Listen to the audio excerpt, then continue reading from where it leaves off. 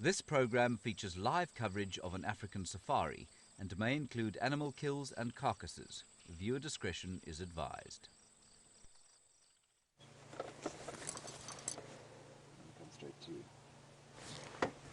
Welcome to the middle of the African bush. The sun's peeping up out the eastern horizon. We are on search for the African big cats. Welcome to Safari Live.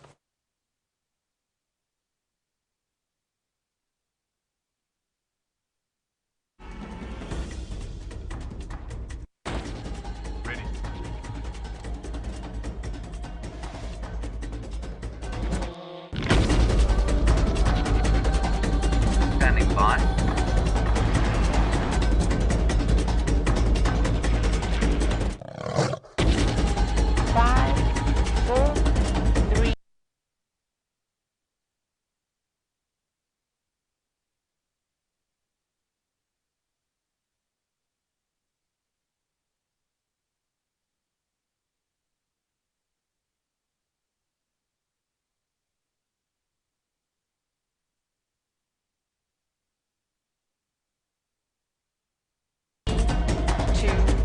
One. You are live, you are live. Welcome, my name is Brent Leo Smith. I have Brian Joubert and the Thumb, and as you can see, it's just another day at the office for the Thumb. We're right down on the southern edge of Djuma Private Game Reserve in search of our dominant female leopard, the Queen Karula, and I'm hoping to find a fresh set of tracks, or even better, to find her herself. Now, for those of you who might not know, she's got two cubs that are about 7 months old now, so they are getting quite big, and I'm hoping to see them. I haven't seen them in quite a while, so I'm always excited to look for any of the big cats, but Karula, of course, is a special one for all of us here at Safari Live. Now, in the other vehicle, making her official Safari Live debut, is Tayla, and of course, she is going to be looked after by VM, aka the Wildebeest, and they are looking for lions up in the north while we check for leopards down in the south. And it is a warm 19 degrees Celsius or 66 Fahrenheit, but I'm quite happy. Winter's over, glorious warm days ahead. It's going to be apparently blisteringly hot today, 37 degrees Celsius, which I think is about 109 Fahrenheit, if my maths is correct, which it probably isn't, because maths is not my strong point. It's a good thing I can see leopard tracks well, otherwise I'd be in trouble. So it is absolutely gorgeous out here. As you can see, we're at the end of the dry season. There's barely a blade of grass. We are also experiencing the worst drought in record in South Africa since reliable weather records were kept since 1903. This is the driest period in the affected areas, and we are in one of the affected areas since 1903. So this is the driest period we faced in over 100 years. And I know sometimes it's quite difficult because some of the animals look like they're struggling, but drought is part of the natural cycle. And in the last 4.5 billion years, we've been wet, we've been dry, and the only history in the the only constant in the history of the earth is change. So one must stop sometimes and just think a little bit about the bigger scheme of things. Quite often we tend to focus on our very small little area that we drive on every day, but in terms of the whole ecosystem, the 8.5 million acres, I've just come up from the north, lots of grass, happy buffalo, although as soon as you come further south in the Kruger, you can see the lack of grass, lack of water, and the drought taking its effects. Now, I'm just going to go forward a little bit so you can have a look at that glorious blazing orb. That is our sun. Now, of course, it's the same sun you see, just at a different time of the day, depending on where you are. But look at that. So it almost looks like a sunset. And the reason for that is because of the dry season. There's lots of dust. There's been some fires down in the sugarcane fires and forest fires down in the south. And it's created a lot of haze on the horizon. And that is what's giving us that absolutely beautiful sunrise. Now, it's always good to switch off and listen. Look at that. Can we... I can see a flare, Brian. On the left. Can you see it? Or is that my eyes playing tricks on me? Now, sometimes, especially when it's like this, you can see it's a bit hazy, but you can see the flares, and sometimes you can even see the sun spot. Of course, we wouldn't recommend doing this during the middle of the day. We'd all be blind. But with that nice haze of dust, it gives us a nice filter to look at that glorious burning orb. I'm trying to see, can you see any spots, Brian? So they are there. We're just trying to change the setting so you can see some of the sunspots. Now, of course, the flares are not too big at the moment because, oh, look at that. You can see there on the left-hand side, look at that. Look how deeply red those little flares are up to the top left. Brian, how many million degrees is that? I've forgotten. Many million degrees. Now, of course, you are looking at this burning, glowing orb that we are seeing from Djuma Private Game Reserve in South Africa, and we are live. So if you'd like to ask me a question, whether it be about the sun or the drought or the many fantastic creatures we get out here in the African bush, you can do that by using the hashtag Safari Live on Twitter, or you can send an email to questions@wildearth.tv.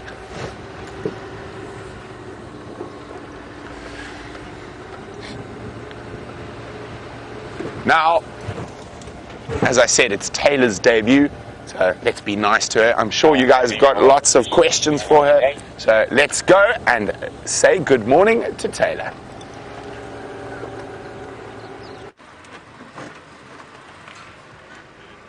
Good morning, everybody. Welcome to our wonderful sunrise safari.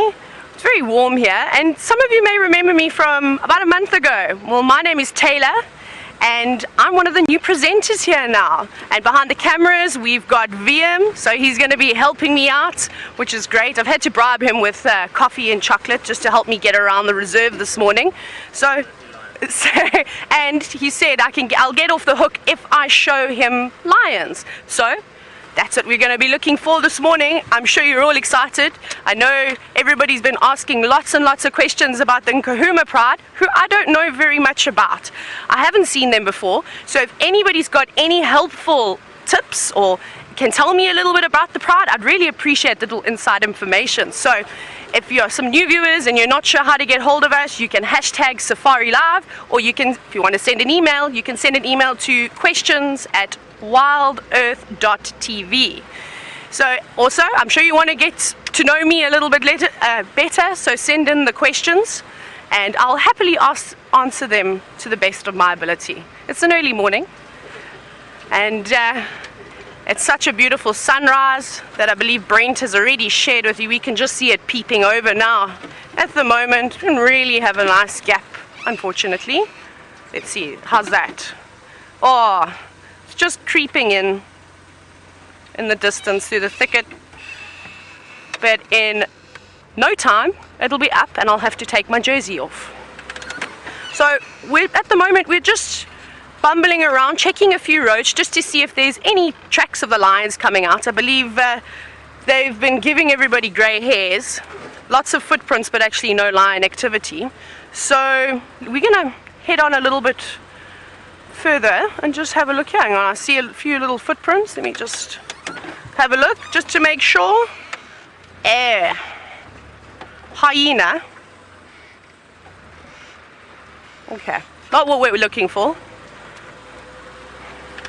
We're going to just carry on. We're going to take it very easy this morning. Just see what's happening out along this road. Oh wow, that sun's really coming up nicely now. We're quite lucky out here. We have the best view in the bush. Wake up every morning, early mornings, to a wonderful sunrise, nice cup of strong coffee. It's great. Every now and then we get great sound effects of the lions, the hyenas calling in the distance.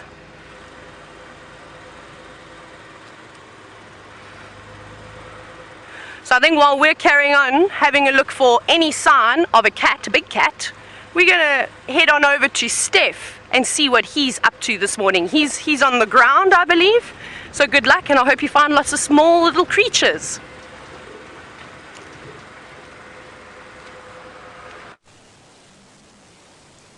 Good morning, and it is a fantastic morning this morning. I'm Steph, and on camera today we have Jean Ray. back in the driving seat, the whole walking team reunited and getting ready to do everything that we do out here, which is exactly what Tayla said. Looking for the smaller little creepy crawlies and things that get me really excited. But talking about small things, there's no small amount of weather change on the way, I don't think. There's that old saying, you know, the red sky in the morning is a shepherd's warning, and I think today couldn't have been a better example of what we're talking about. The sun rose up, a huge red ball in the eastern sky, and although we can't see any cloud cover, it is exactly that's diffusing the light. That or smoke, but generally if it's smoky from a bushfire, which is also around about this time of the year, then we could smell that type of smoke on the horizon. That, as far as I'm concerned, at least anyway, it's cloud, like a bank of cloud, and usually hanging out over the Indian Ocean and moving inland and bunching up over that Lebombo mountain range that we've got lying on the eastern side of the Kruger National Park. I've actually just noticed this for the first time, and I just wanted to share it with you. It is a grove of zebra wood trees, and what's remarkable,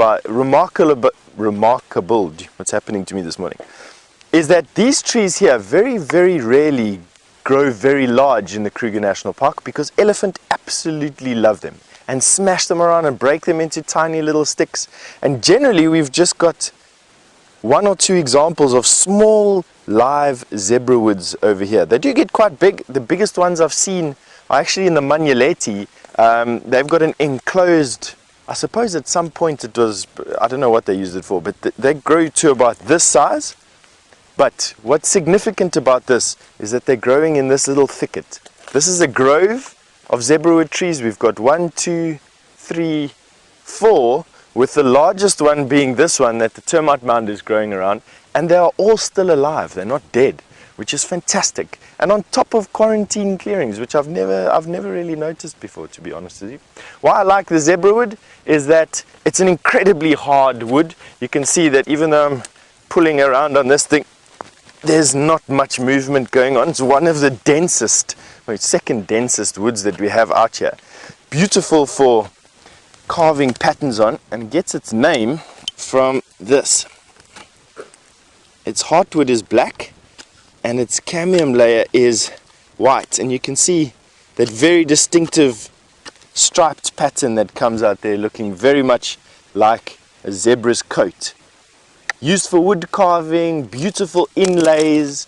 I've heard that they do knife handles out of it. Makes quite nice jewelry box inlays, because it gets marbled, the wood, with that black line, or those black inside lines. You can see this here. Let me do that a little bit for you. You can see how beautiful that is. Have a look at that. Shiny, shiny heartwood there. Lovely, eh?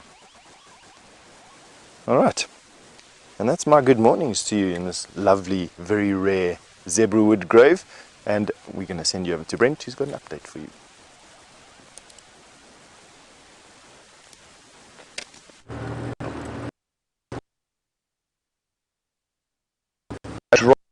That's called the Milwaukee. Just turn that one down, and this is the last area that female leopard's tracks were seen. So I'm hoping, on top of James's tracks from last night, we're going to see the fresh pug marks of a leopard.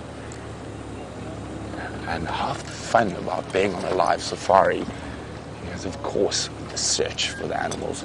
And because we're live, you never know what could be around the next corner. And I hear a bird that has been plaguing me for many moons. So for our regulars, we have been in search of the white-throated robin. We've only managed to get it on camera once, and it was actually right here. And I can hear a pair calling. So I'm hoping we can find this very beautiful bird and put it on camera. Brian.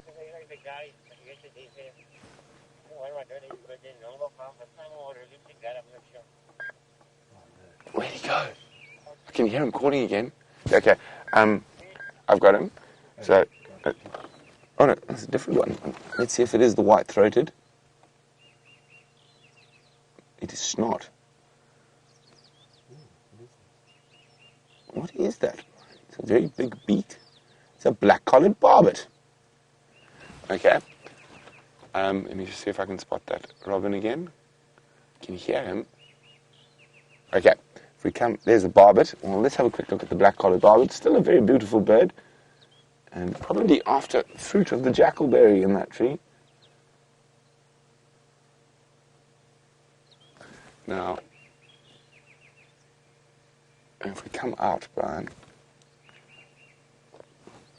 just keep coming out, making lots of noise. We will try to get closer. Of course, I've just lost sight of him. So, where's my arm? Let me see if I can get my hand in here. Wait, it's there. I think it's there. Or is it just below that? No, it's there. In that little thicket there. Okay, let's move a little bit closer. Now, for those of you who are new, a lot of our viewers like to keep a bird list. Some of them have got over 200 species seen on LiveSafari. So if you are new, we do encourage you to join in the bird watching fun. Because of course, it's not always and only about the lions, leopards and other things. There's so many incredible little facets to the wilderness. Like the ever irritating, because we can't put it on camera, white-throated robin. Oh, there he goes. Where you? Oh, he's flown away. We tried. We tried. Okay, we might catch him on the next bend of the river.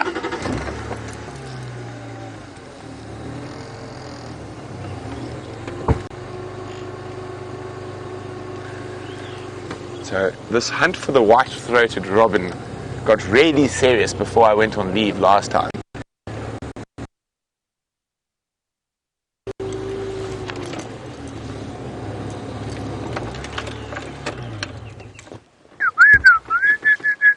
See how the call?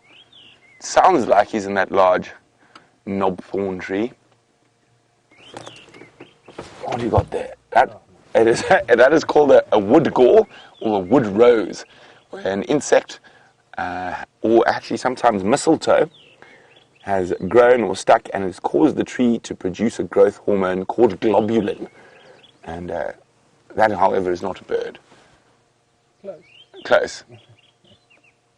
I'd say he's in the bottom left somewhere.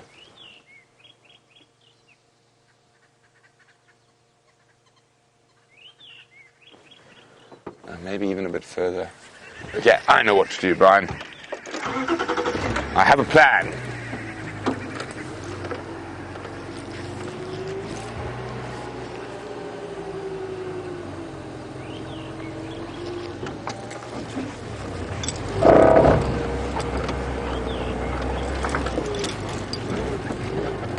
So this is a little two-track. A two-track is a road that's not really a road. It's a little access point in and out of the river. Okay, can you hear him?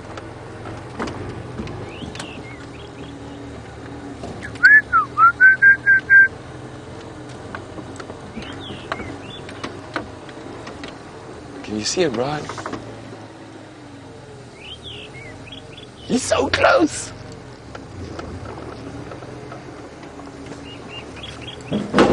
Oops.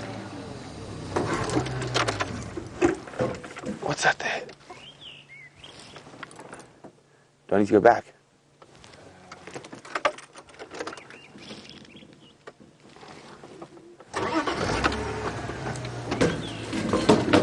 That's not, it could be.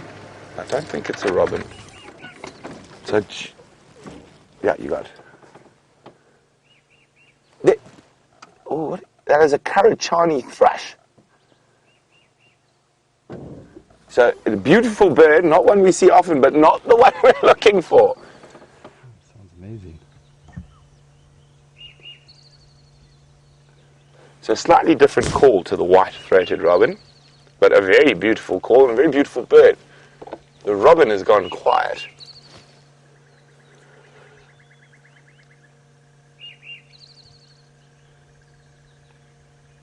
Now I will play you what the robin sounds like.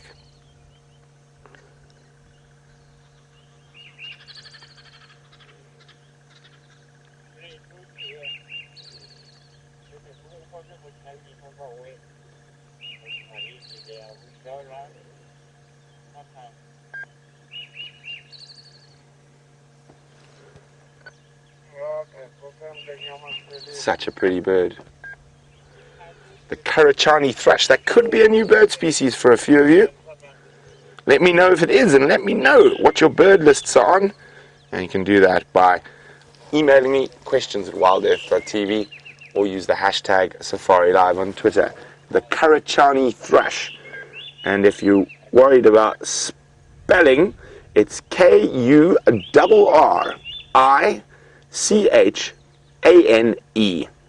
Karachani. Now the white-throated robin sounds like this.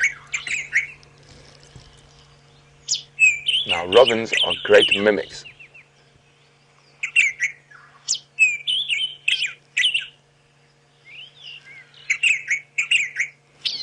So we're going to keep searching for the mysterious and hard to find white-throated robins of Djuma. While we do that, let's go see how Tayla's search for the lions is going.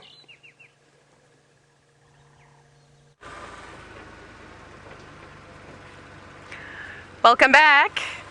I believe we all showed you wonderful sunrises this morning, so I hope you got your fix. It was a really pretty one with a little bit of cloud cover, which was really lovely. So we haven't had much luck, unfortunately. We've just checked Galago Pair, no tracks of any lions. We're now on our way to Tayla to go and have a look at that dam and just see if we can try and pick up where these lions have gone or where they've come to. We have checked a part of the cut line earlier this morning and we didn't see any tracks going out, so that's quite hopeful for us. So we're going to keep searching, and hopefully if we see a few little interesting things along the way, we can stop and chat about them as well. So I haven't heard any questions coming through. Is everybody still sleeping? Have you not had your first cup of coffee to wake you up this morning? Well, you better put it on the brew, because I'm hoping that... Oi, impala! Racing impala. Let's go up a little bit further. We've got some impala and inyala hiding in the back there. Let's see what they have to say. Bit difficult. A little bit of the sunrise still in the background. There's a few impala. And if you look right at the back in the thicket where the inyala love to stay, there's a few of them. There's even a young male, which you can see now, which VM is zooming in on. Lovely. He's still getting there. He's quite young. Hasn't got any of his adult colorations. He still looks like a female just with the horns. Be quite interesting to know as well, what type of deer do you have in the States?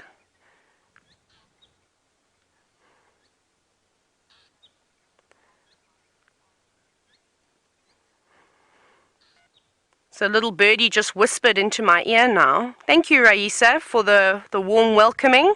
I hope I live up to the standards of the other wonderful presenters that are here. I've got a lot to learn, and I've got some great mentors, so I'm very, very excited. So thank you so much for that, and thank you so much for all the comments as well over the last few days that you've all been sending to me. It's made me feel at ease, and the butterflies are no longer fluttering. You can just see everybody's sort of in dire straits at the moment, looking for food. You can see that in Nyala, you just trying to find any bit of leaf or even a new grass shoot, which they are known to eat. Sort of looking underneath the logs, looking under unfavorable spots that perhaps some of the other animals may have missed. Oh, we've got a curious one. And I wish we can see. We're going to sit quietly because there's a female coming with a really young fawn, which is about to just pop up on the right. Have a look at this. And she's actually coming straight towards us. Look at that little one at the back.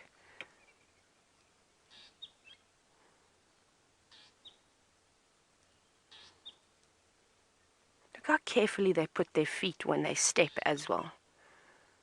It always just amazes me. When I go walking through the bush, I don't sound like any animal. Even the elephants walk quieter than I do. Just going to go very quiet now, just to sit and enjoy this female. She's going to walk right in front of my vehicle.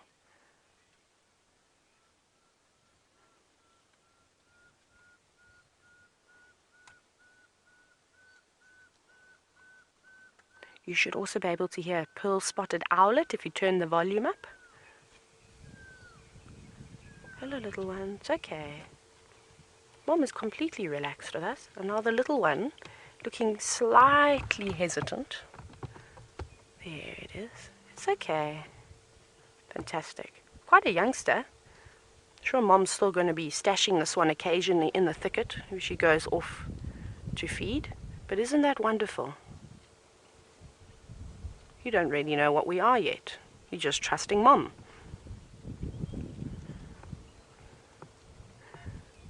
Look at that. Fantastic. Oh, the whole lot of them are now funneling past my vehicle. This is incredible. If any of you have been watching the show long enough or have been fortunate to actually go on a safari, you know how uncommon it is to get antelope standing still, let alone to have them filter right through and in front of your vehicle. And so calmly. Here we got an impala who's pretending to be an inyala.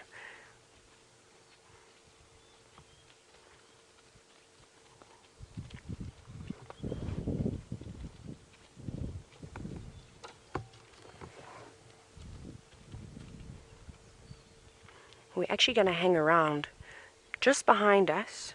We're going to see him. He's on his way. Is a beautiful big male inyala. There's another youngster in the distance, but I cannot wait for this big boy to come on through. He is quite spectacular.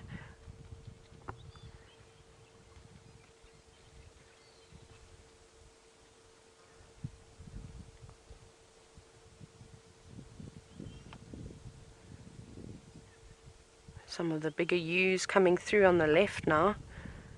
That's probably why this male is lurking around. Is maybe one or two of these females are coming into estrus, maybe a bit late, but it's still possible. And hopefully he's going to be coming through and just making sure and see if he can possibly mate with any of them. But at the moment he's nibbling. He's coming through slowly. That's the young one that you're looking at now. This really impressive boy. You're going to love him. You can actually see him now feeding. So VM's just going to pan on over. There, we've got a glimpse of him now. He's just munching away. He's not showing too much interest in the girls at the moment. But isn't he lovely?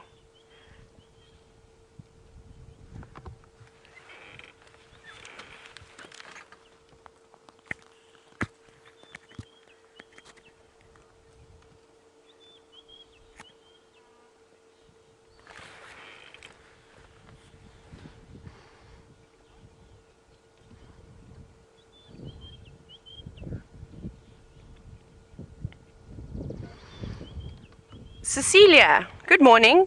You've asked quite a complex question, which is great. So I'm not sure if I'm going to be able to sort of send it out again exactly as you put it. But basically, Cecilia would like to know why, essentially, with all the drought that's going on at the moment, why do the animals have parasites? And surely over time, maybe evolution, they would have built up an immunity or something along those lines to prevent them from getting any parasites. But parasites are actually healthy and normal for animals. Some of them are host-specific. So, for instance, I know I can just speak about impala. We had a few impala racing through here. They actually say that a healthy impala should have about 5,000 ticks on it. And I mean, normally you'd think, goodness gracious, they're sucking a lot of blood. How can it function? But it's normal. They've got intestinal parasites. However, I was very fortunate enough while I was at my previous work, we had a hippo die due to the drought, and they did an autopsy on this hippo, and it was amazing. In the area, there was actually a parasite specialist. Can you believe it, that somebody specializes in parasites? Well, I was there, notebook in hand, and he was so interesting. And he was telling us that actually the amount of parasites that they're finding in the animals now during this drought is actually far fewer than what there would be if there was a lot of water around. A lot of them sort of rely on their larval stage either spawning or evolving in water. So without that water, a lot of them can't survive, especially any of the parasites that are sort of snail forms. I'm sure you've had all the other presenters tell you about African land snails and how they can sort of live in very arid conditions and sort of, I suppose you could say, hibernate for about 2 years until some good rain comes around, and then they can come out again. The same thing happens with these parasites that are snails. They are not active during these dry periods, but predominantly in the rainy season. So in summer, you tend to see more parasites in animals than you do in the winter months. Hopefully that answers your question a little bit, Cecilia, but if it doesn't, let me know and I will try and reword it and have a little think about it. It was a good one. My brain's still a bit sleepy this morning, so you caught me off guard there a little bit. Very cheeky. So yeah, these Inyala have passed us as we've been talking along. I'm going to go back though. I really want you to have a good look at this male Inyala. If he isn't spooked, let's see. Practice my reversing skills. Luckily it's a straight road. It's not spook him. Oh, he's still eating. He doesn't look too bothered at all. It's actually quite interesting. Right? Sorry, I don't have mirrors. I'm not used to driving a vehicle without mirrors. Let me quickly just reverse arm here. Just want to poke my nose like this so you can see. We don't have to go too close. There he goes. That's nice. There he is now. It was quite interesting. We just actually missed him feeding on, well, earlier he was feeding on a silver cluster leaf, and then he moved on to a guarri tree, one in the Euclea family, which is really interesting that these poor animals have now resorted to feeding on these very harsh trees that contain lots and lots and lots of tannins. Watch, you might do it again. See the trees that he's sort of walking under? Those are the trees that he was just eating. And I don't know if you've ever noticed, but when animals feed on trees, they don't usually eat on the trees for a long time. I'm particularly talking about browsers now. So Kudu and Inyala, Impala 2, giraffe, they sort of only feed for just a few minutes, and then they move on to the next tree. I don't know if you've ever seen that before. And a lot of these trees is a chemical defense, and I know it's been spoken about before, but we do have a lot of new viewers here have got tannins as a chemical defense. Now, the guarri trees, my goodness, the whole Euclea family are full of tannins. You don't even need to pull a few leaves off and entice it to secrete these tannins. It automatically makes your mouth dry. The only way I can describe it is if you take one of those leaves and you put them in your mouth, and I do this quite often, I normally do this with my guests, it completely dries it out. It tastes like you're eating a very sour grape, particularly the grape skin, or very bad wine. And this is what's happening with the animals. And too much tannin can actually cause tannin poisoning, which is very harmful for the animals. So you'll see, munch a little bit, try and eat on the leaves while they're sweet, and then move on. But now, in this unfavorable drought that we're having at the moment, the animals are actually having to eat a bit more than what they normally would. So it's very sad for them, but I'm hoping and I'm trying to be optimistic here that we aren't going to get some early rains. We've had this hot weather just spring onto us, and we've had no change between winter and summer. It just went to summer, which is great. So hopefully that means we're going to get a bit of cloud buildup, we're going to get the thunderstorms coming in, and we're going to have some fantastic rain, and then it will solve the problem after a week or so, and we get lovely new grass, and then everything will be happy and it will go back to normal again. But the Inyala and Impala have left us. Let's carry on. We're going to still head to Vuyatela and just check the pan.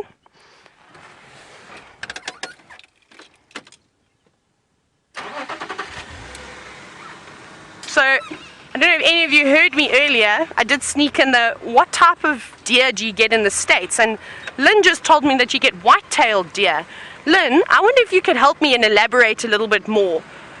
What antelope do they look like that we have? Do they look similar to the Inyala? Do they look similar to Kudu? How big are they? I really need to learn a little bit more about the wildlife and the rest of the world. And hopefully we're going to go and visit the States next year sometime. So we're going to go through this little bumpy section. So just hold on. Although viewers at home, you don't have to hold on. VM. Oh, we've got squeaky brakes. There we go, we made it safely.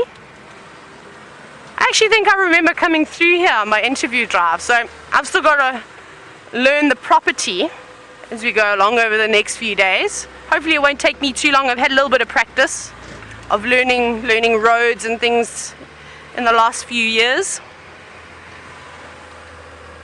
Oh wow, we're going to very quickly just have a look in the distance. Actually, that's quite nice. I don't know, VM, if you can see that beautiful congregation of impala in the distance. Look at all of them over there. Looks like there's quite a few boys. Let me have a look with the binoculars. And girls. A bit of everybody waking up, doing a bit of grooming. Oh, there's a few in Yala. And they seem to be very relaxed.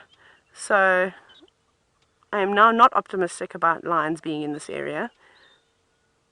Not that that is always a good indication, that if there are impala present, that there are no animals. I've watched lions walk straight past impala while they were roaring, and impala were maybe 10 meters away, and they didn't care. Their alarm called and they let them know that they knew they were there. And of course, lions having to rely on stealth, they didn't catch them. I think what we're gonna do now is let's head over to Steph and see what he's up to. See if he's got anything interesting for you on the walk. So yeah, please keep me updated with what types of antelope, and Lynn, I'll be waiting to hear from you a little bit later about what a white-tailed deer looks like. I'll see you in a bit, hopefully with some lions.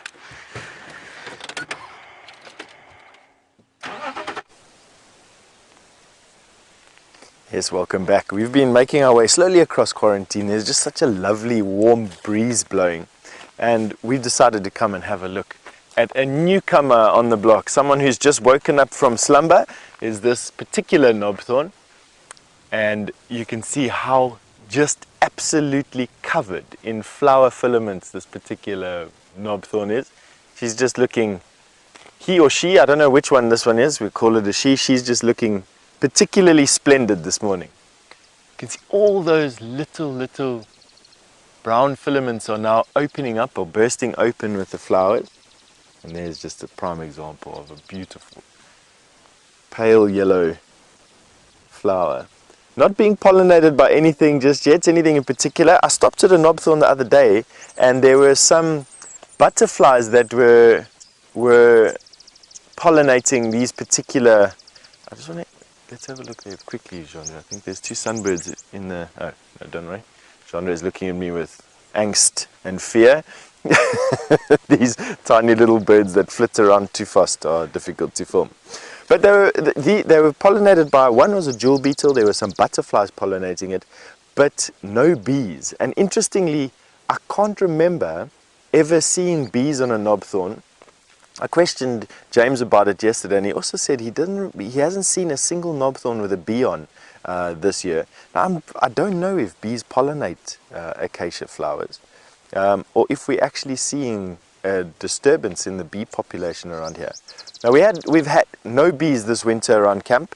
There were literally 2 visitors yesterday, and I thought that it was uncommon for us not to have bees around camp in winter. Generally, bees in camp in winter are a huge problem because there's always accessible water, there's always access to food, fruit lying in bowls and things like that. But we've had nothing this year, and I don't know if that's a problem or not. We're going to keep an eye open for things in the next couple of weeks, that's for sure. And hopefully we see an increase in the activity of bees. Otherwise we're in for I don't know what we're in for. I know worldwide there's a huge problem with bees. There's mass extinction. And with bees goes the opportunity or the ability for flowers to pollinate, and a vast amount of our food plants are pollinated by bees. And so it is a bit of a worry for me. But what isn't a worry is how pretty that dove is sitting on top of or pigeon in actual fact, sitting on top of the dead tree there, just in the sun. We have a green pigeon. And while I didn't have too many things on my mind this morning, I definitely now have a plan. We are going to, after this, walk to the sausage pod in Philemon's Dip.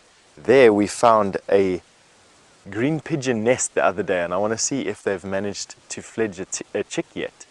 So we are going to head in that direction. That's my plan, after we've had a look at this guy or girl sitting on that lovely stick there. Green pigeons, of course, so lovely this time of the year because of those fantastic colors that they bring into the tops of trees. Generally in summer you just see them flying overhead and making their way from one fig tree to another, in which they're sitting, and they're usually in fig trees in summer. Now we're finding them in the fruiting jackalberries. They're spending a lot of time in those fruiting jackalberries. Let's see if we can get a little bit closer to him, just to show you their socks. for some or other odd reason, I'm just drawn to green pigeon socks. They are yellow and they are quite fluffy and they extend down the legs of these pigeons. Let's see if we can get it a bit closer.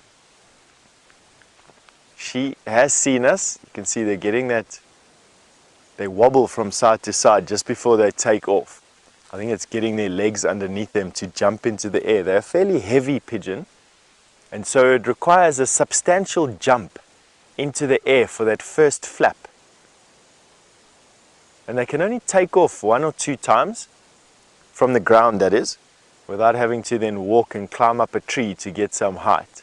Most birds are like that in actual fact. But to these big heavy birds, a couple of flights off of the ground or from a branch tires them out.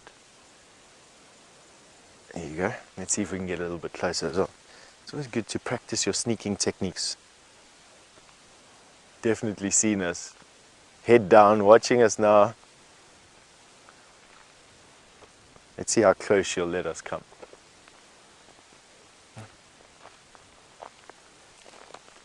As I was saying, sneaking up on a pigeon on a whatever day of the week it is today, Friday or Saturday. These noteworthy occupations we keep ourselves busy with. So we're going to use this branch of this tree now to hide our approach a little bit. And I think what we'll do is pop out on this side, Mr. Jandre. Let's see if we can see. We're now not going to face her so that she thinks that we are just walking by. And let's see what we can do. There we go. A little bit closer to her now. So direct translation of this particular dove's name from Afrikaans means the parrot dove, or the parrot pigeon. And I think it's just in reference to their fruit-eating capacity, their size, and of course their colors, which you can see starting to come out there so beautifully. That eye in the sun, just a lovely picture. Remember, take some screen grabs.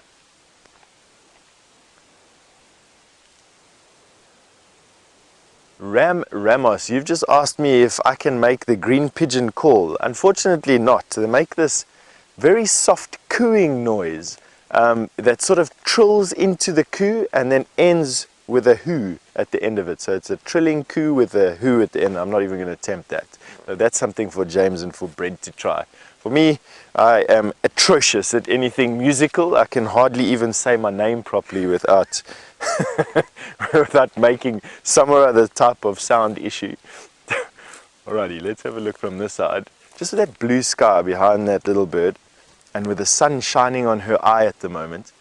When we get in a little bit closer, get your fingers ready over your keyboards, get yourself a nice screen grab for the day, for your cell phone or for your desktop. The wind just slightly ruffling those feathers up.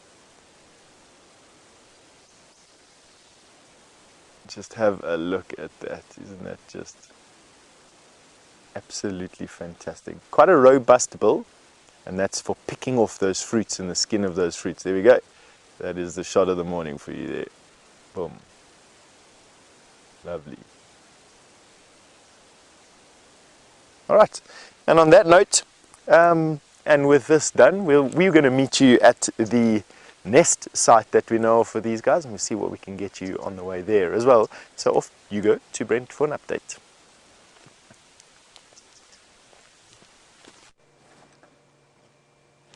Lion tracks! Finally, I've driven around without seeing a big cat track all morning. Now I've got tracks of the Inkahuma Pride and cubs. How's that look, Brian? So there's a lioness. And then the cub tracks are already about the same size as Karula. So there we go, there's a cub track there. So that's already about the same size as a female leopard track. But we've got the lioness tracks. I'm just having a quick look around. Let's hope they went that way, not that way. Because that way is very thick and nasty. That way is towards Buffelshoek Waterhole. Here we go, here we go. Where are you going? There, there. Don't go that way. Tell me if my audio breaks, Brian. Okay, we're going to drive on them. They're going too far. But, as Steph was saying, the call of the African green pigeon is quite a difficult one. Now, if any of you are James Bond fans like myself, if you ever watched the old Bonds, they're from the 60s, and you always got those wonderful villains like Dr. No, Goldfinger, and they always have a supercomputer that is doing something dastardly. Now, for me, the sound of an African green pigeon sounds somewhat like a Bond villain's computer. I'm trying to think how to make the call. If you give me a second, I'll see if I can produce it. No.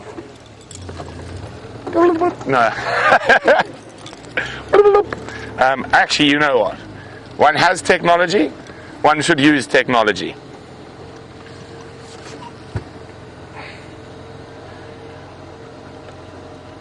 Pigeon. Where's the pigeon? There. And there it is. I'm going to put it.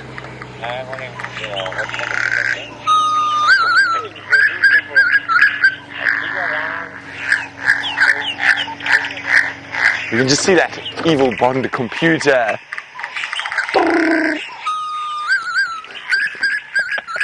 So for me, it always sounds like those old school movies, like Bond, like Dr. No's computer or Gold. Like, I don't know. For me, that's what it sounds like. So I love hearing that. Okay, so we're on the lion tracks. The whole pride, by the looks of things.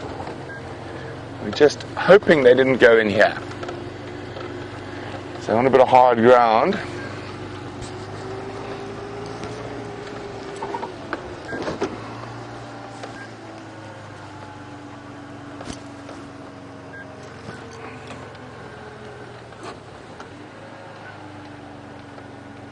Still going straight here.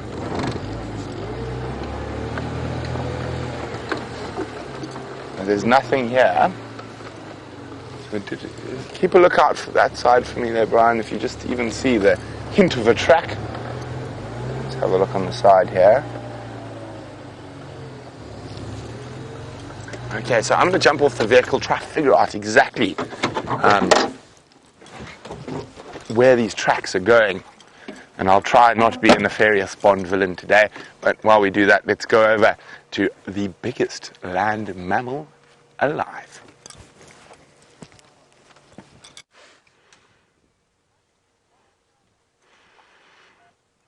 I'm so happy that Brent has picked up on some lion tracks because we have had no luck. However, we have found 2 elephants, which makes me very, very happy. As some of you may know, if you read the blog about me, I absolutely love elephants and I could spend the whole day with the elephants. But we have got 2 lovely elephant bulls that we're watching. They're getting stuck into something. Maybe I should have a look and see what they're munching on. Oh, it looks like a knobthorn. Very tasty. Is it a knobthorn? I can't see properly. Looks like it.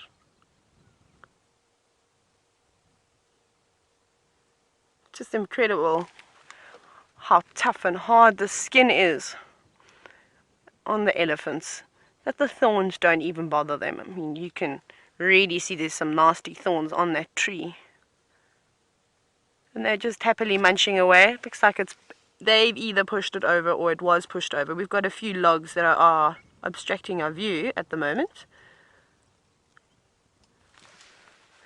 But it's quite nice with the lovely golden light illuminating them as they have some breakfast. It must be quite weird that we sit and watch animals do their business the whole day. How would you feel if you had animals watching you all day do your thing? I think it would be quite intimidating. Flies in my room would watch me all night. Yeah.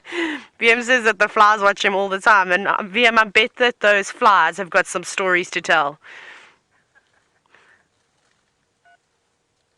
Look at them, they're reaching in. Oh, that's lovely.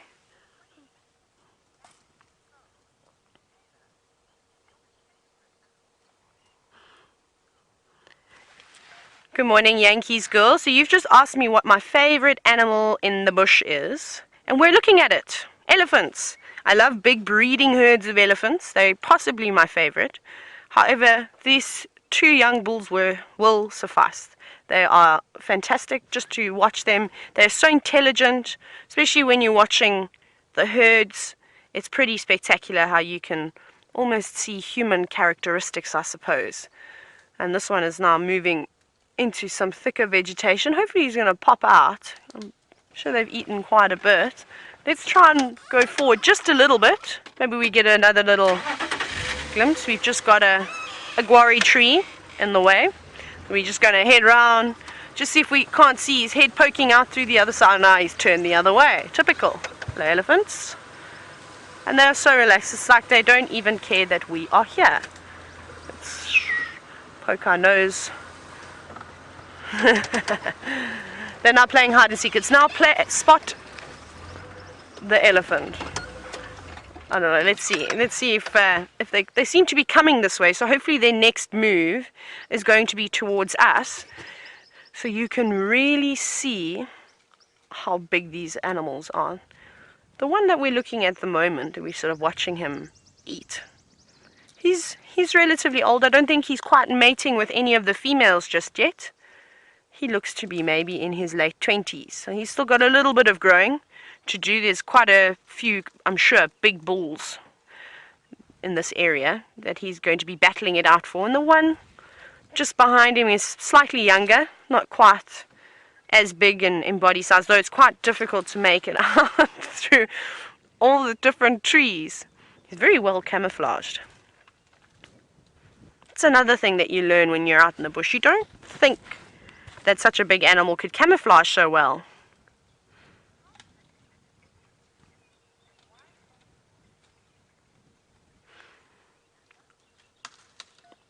Hello, David. You're a long way from where I am. You're sending us a message from Napa, I believe. So David wants to know how thick an elephant's skin is and why do they need such thick skin. So it varies all over their body, the thickness. So the ears being the thinnest part of skin on an elephant's body, probably only a few mils thick. And then you can see we zoomed in there to where the tusk protrudes. That will be relatively thick skin. So it's anywhere between 1.5 and 2 centimeters, which is quite nice. Not quite as thick as rhinos or as elephants. As rhinos or as hippos, but elephants have got relatively thick skin. Obviously, David, with the vegetation that they're constantly moving through, remember in summer all these trees get leaves and it becomes very, very dense brush. This is winter and you can already see that little thicket that these elephants are hiding themselves behind. And some of the trees are armed with fierce weapons in the form of thorns. So for them to be able to move through easily, the skin needs to be quite tough so that the thorns sort of really just scratch them, and probably quite pleasant at some point. And this will then allow them to move through with ease without sort of yelping every time they go through. I think if I had to try and go through that area that the elephants are just standing in, you'd probably hear a few screams coming from me. And I'd come out with lots of blood as well from the damage from all the thorns. So that is why elephants need thick skin. Hopefully, David, that answers your question. And these boys are still just enjoying themselves in the thicket, munching away.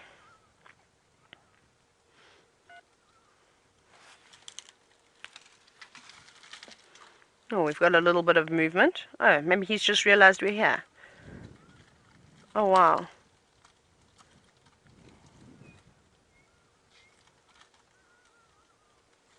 So we were talking about tannins earlier and how animals tend to not feed on the same shrubbery for a long time. However, every animal is slightly different. They've all got different digestive systems. Some are more susceptible to chemicals than others, or poisons. And I'm sure you know this because it's a fairly common fact that elephants don't have the greatest digestive system. So they're possibly able to feed on this tree for quite a long period now, and it's not affecting them as if it were an impala or a nyala or kudu eating on it. But they are completely devouring this entire shrub. Oh, picked up a whole branch.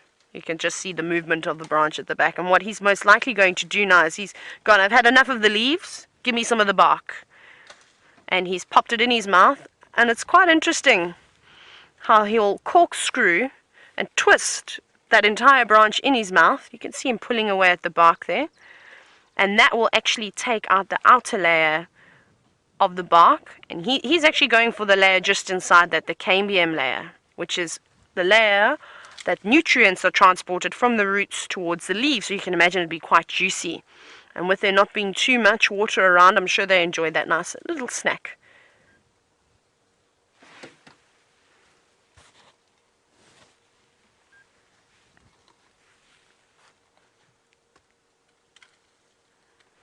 Something that I like to do, and you'll all realize this over time, is that I like to just look and listen. So I think I'm just going to sit very quietly just for a few moments, just to enjoy the peacefulness of the bush.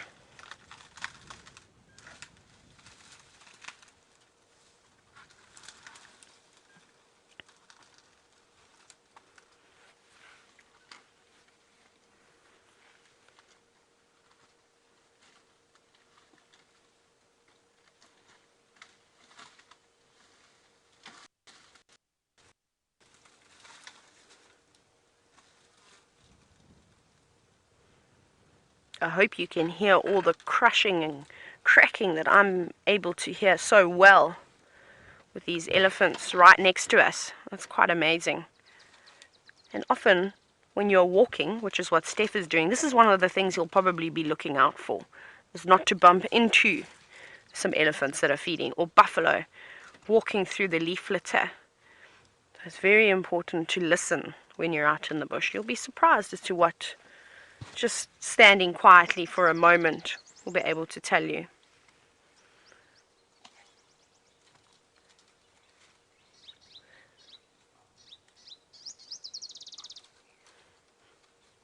Quite nice. You hear all the little birds passing through, which is quite nice as well. Very small ones, lots of waxbills.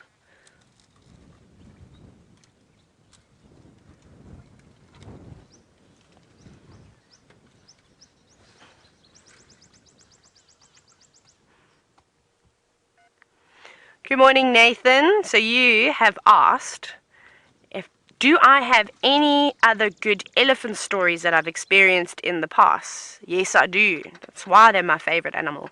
I've had some incredible encounters over the few years that I have been in this industry, and I've been so fortunate. I get very emotional when I talk about this one particular sighting. So one morning, while coming around the corner, we heard a herd of elephants. It was quite distressed. This is many years ago now. And so I stopped the vehicle just to sort of hear. It was quite a thick area. And I didn't want to get myself into a situation where I was going to get trapped by the elephants. That's the absolute last thing you want to do when you're in the bush, is be trapped. So I sat and I listened, and I made the decision, okay, let's move in a little bit. So we carried along this windy road. And as we got up ahead, we saw this female elephant. She was standing motionless, and the rest of the herd was sort of just standing in front of her in a semicircle, and they were trumpeting, and their stomachs were rumbling, and it was quite a chorus that we were listening to. But you could see that this female elephant was horribly distressed. It was really sad. And we looked down on the ground, and there laid a young elephant calf who'd just been born, maybe half an hour before we got there, if even that. And it was so sad because this little elephant wasn't moving. And Mom was trying to pick it up. Mom was trying to help it stand up. Mom was trying to do everything she possibly could to help this elephant get up. We sat there for about an hour and a half watching her. And the herd stood around. They started munching. But you could see that they were grieving. They were very stressed. Eventually this female gave up, and I think she realized that this little one was not going to wake up and take its first steps, let alone take its first drink. So the next thing that she did brought tears to myself and my guests. We just sat there absolutely bawling our eyes out. She then dragged the little elephant to the side of the road, and she proceeded to cover it with sand and leaves as if she was trying to bury it. And she did this for about another 20 minutes, and it was unbelievable. Eventually, the herd moved off. They were in a sort of a valley, so they weren't too far, they were just feeding. And this female, she stayed with the elephant for a few days. Eventually I think she realized that she had to go try and relocate on the rest of the herd, which she did manage to do. So that was a very sad but very touching story, just to watch the emotions of the elephants and how that whole situation played out. That's probably one of my favorite stories. And I've got a few more, so let me know if you enjoyed that one. I'll happily share a few more elephant stories. Had some other amazing encounters, but that one is probably the one that's impacted me on my life the most, seeing everything like that. But it looks like these elephant boys, they're just munching away. They've stuck right in to this shrub, and they don't look like they're going to come out. I think they're enjoying themselves now, munching away behind us. I think what we're going to do is we're going to carry on looking and see what else we can find. Maybe we found a breeding herd of elephants. So, I'm not so happy about this. I believe that Steph has got one of my worst, I have a really bad phobia of the thing that Steph is about to show you. I'm not going to tell you what it is, but enjoy the creepy crawlies, and I'll see you a bit later, hopefully with something else.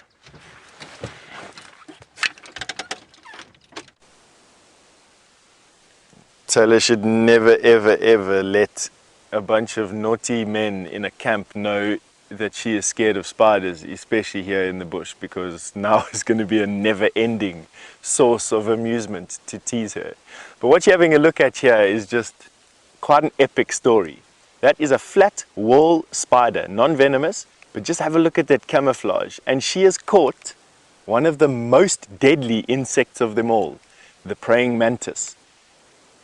And she's dragging the praying mantis with behind her as a type of larder, I would imagine. So she moves from place to place, and her job is to stay hidden and out of sight.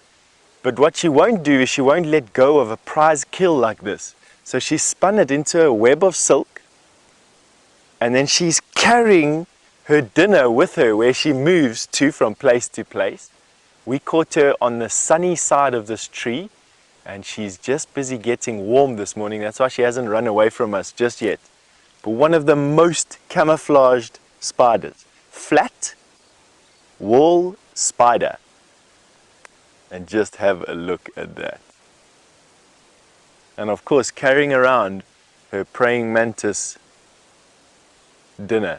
And I'm just astounded at how she managed to do that. That would be like a leopard catching a lion of the same weight. Pretty much. An ambush specialist, both of them, ambush specialists, highly predacious. In other words, they would each of them would take the opportunity to kill one another if they could, and she has just managed to kill a praying mantis. And I mean, it truly is astonishing. Just to give you an idea of how big this is, there is my thumb against her. Have a look how camouflaged she is as well. I actually didn't even notice her until I was right up against the tree. Isn't that just amazing? Let me move my finger away over here.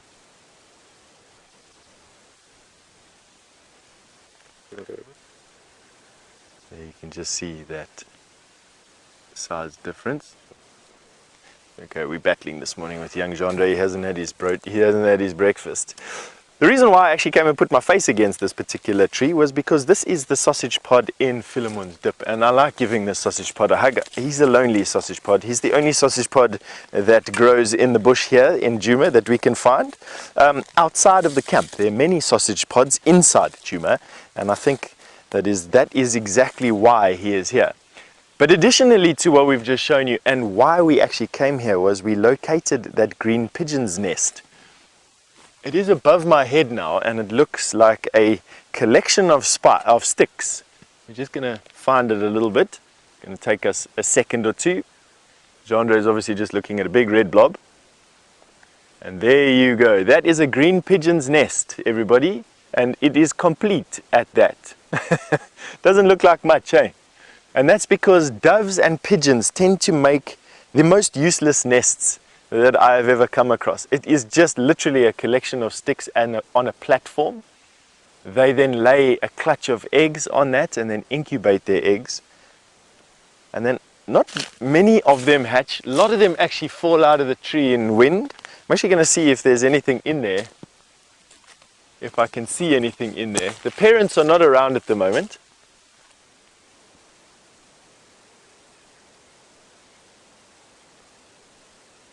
No eggs in it at the moment, so it's an empty nest, unfortunately. I suppose the question would be is when do they lay their eggs, and how long do they incubate their eggs for, and how long does the baby pigeons sit in this little nest in their little clutch of sticks? That one hasn't been used yet.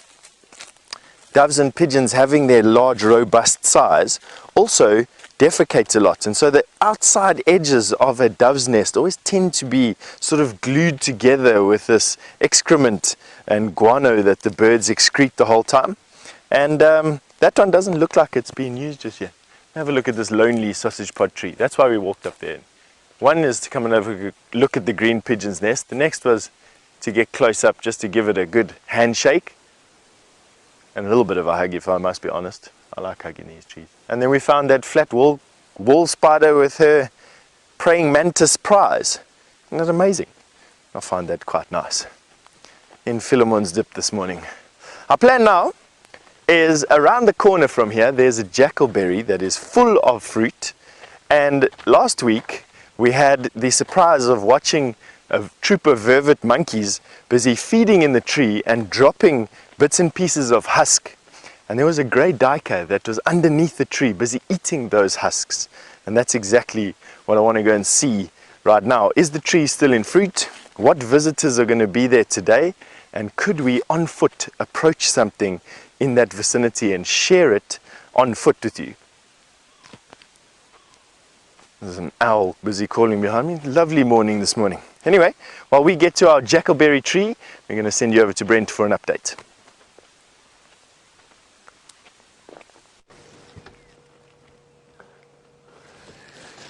The line tracks have split, so there's a single lioness going to the east, there's some going to the west. I can't find where the cubs have gone. They disappeared on some hard ground. So what we're doing is we're heading back towards the last place I had those tracks. Tayla's on her way to give us a hand as well. And I'm really hoping they're not inside this myriad of drainage lines to our east, because that can make life very difficult. There's about 4 or 5 little river systems that all converge in this area, and a lot of them are really steep, making it near impossible to get a vehicle in.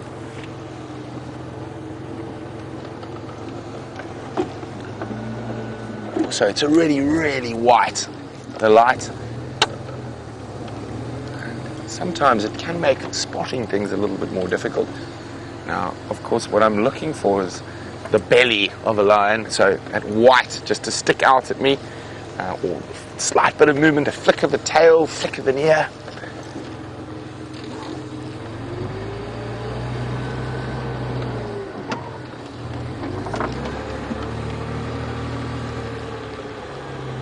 Now, if they were hunting, they might have left the cubs around here, and that's what I'm sort of hoping for. So I'm going very slowly, checking every little spot.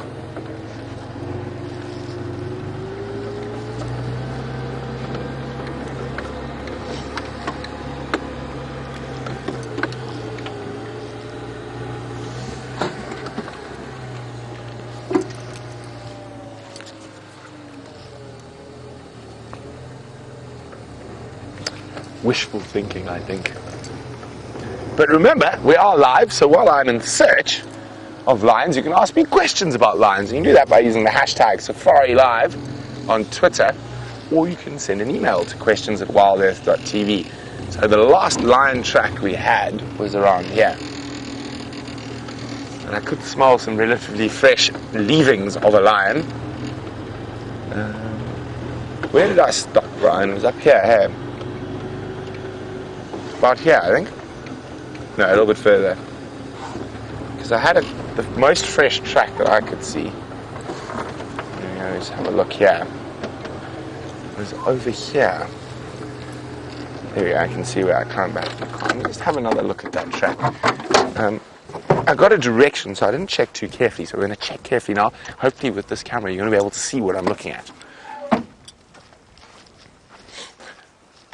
So there's a running track of a lioness going that way, but I sort of saw a very clear footprint as I was on the march through this area. Now, what I'm checking for now is if there are any cub footprints with it. It was here. Yeah. Now this is a running track. I don't know, can you see? I think it might be a bit far. And you can just see the toes there. And it's a nice fresh track. Going that way, so we've checked the next road above. Now, I'm going to have a closer look around. So there's a cub track there. The mysteries of the Nkahumas.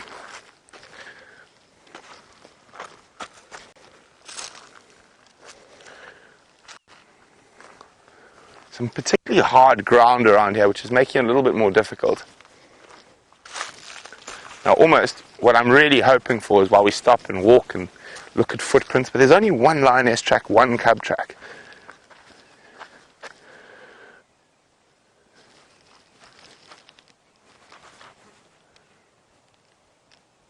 I'm really hoping maybe we hear that wonderful wow, wow, wow, wow, wow.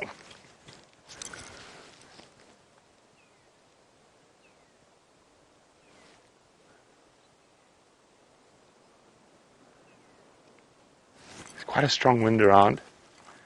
Actually really still. The only thing we can hear is a magpie shrike.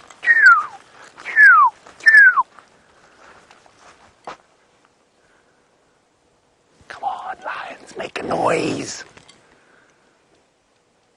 Now, as it gets warmer and warmer, the lions are going to be less noisy and less noisy. Or they're going to be noisier earlier. So I think the noisy period for lions is probably between 4 and 5 now.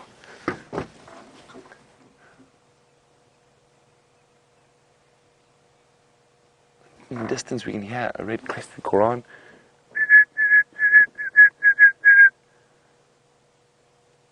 No, nothing. Let's keep going.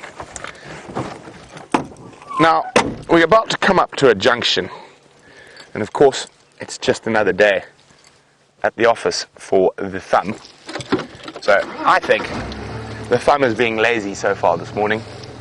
So, since it is a work day for the thumb, we're going to put him to work. So, we're going to come up to a junction in the next minute or so. And we've got lion tracks going both directions.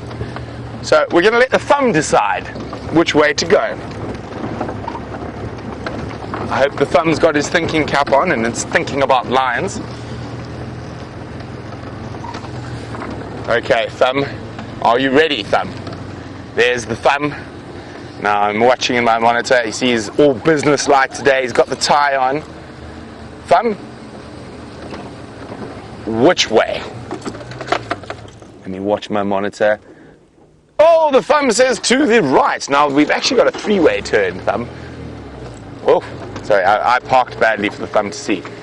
So we've got there, we've got there, and then we've got there. Oh, the thumb's thinking. Ah, he still sticks with the same. Okay, well, the thumb must be on something, so we're going to check back down Drakensberg Road. Okay, so while we check down the Thumbs Road, which is Drakensberg shall now be known on forever forth, let's go see if Taylor's had any more luck.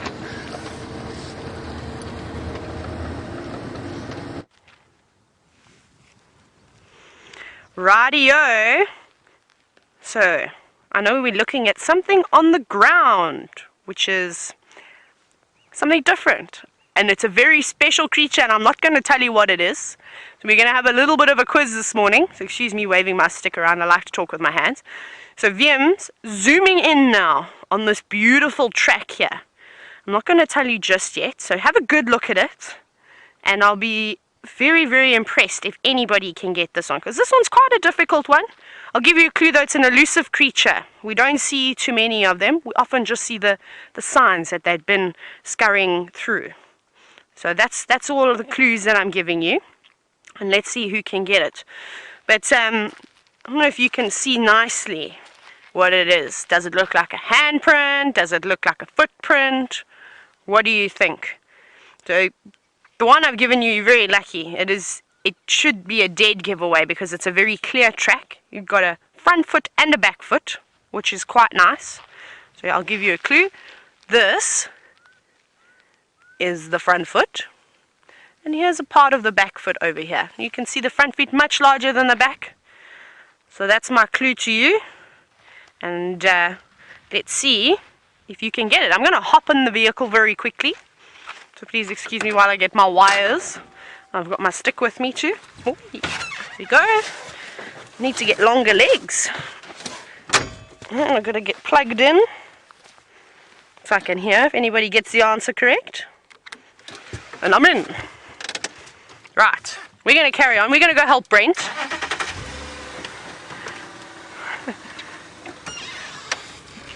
David, it's great. Keep hearing your name popping up. So David's guess already, very impressed with the response. You said pangolin. Unfortunately, it's not a pangolin. So we're narrowing it down of the elusive species. So what else could it be if it's not a pangolin? So I think we're coming up to the area where Brent has been looking. I am just going to double check the cut line again because I cannot tell you how many times cut lines are quite busy roads often. So lots of different vehicles could be driving them, and it's so easy to miss a track. Even though I know Brent has got the best eyes, it's always nice for somebody to even double or triple check to see if they can't maybe spot a track. Okay. Coming in. Liam has just pointed out while I was too busy talking. Let me just check this side.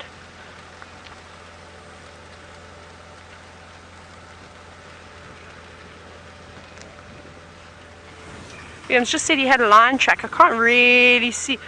Oh, yeah. Not so bad, actually. Let me go.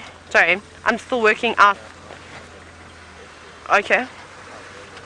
Can you see that? Can you get that one or not really? Okay.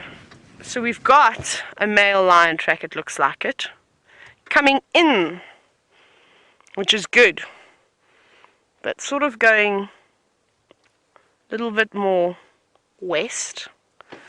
So maybe we're going to go and find a little road that just links up here. I'm still learning the property, so it's interesting. Don't quite know the names of the roads, but it's very thick in here, and this area behind us is full of drainage lines, which would make a perfect shady spot for a group of lions to sleep. It's also a bit breezy here on Djuma, and which is not ideal. A lot of the animals don't really enjoy the wind so much as it affects their hearing and their sense of smell quite a bit, which they rely on heavily.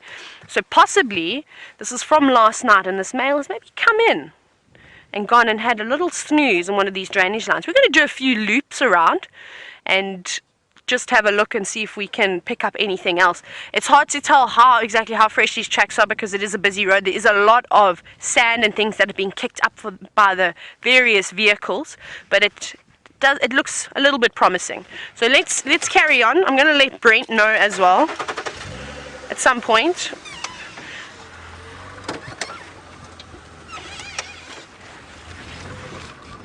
Oh my goodness, I'm stalling. I've been driving Land Cruisers. I'm a Land Cruiser fan, so this whole Land Rover thing I'm still getting used to. So, Morning Glory, you've asked me what my favorite animal to track is. So, my favorite animal to track. I really enjoy tracking lions, prides of lions. You get to see all the different tracks, and it makes it a little bit difficult as well, because when the lions walk, they don't necessarily always walk one behind the other. They could fan out, which is quite fun. So yeah, I think I'd say lions are my favorite animals to track. So we're gonna probably just try and find a little road that links back into here and go back around to see if we can pick up anything on this male lion that's possibly come in.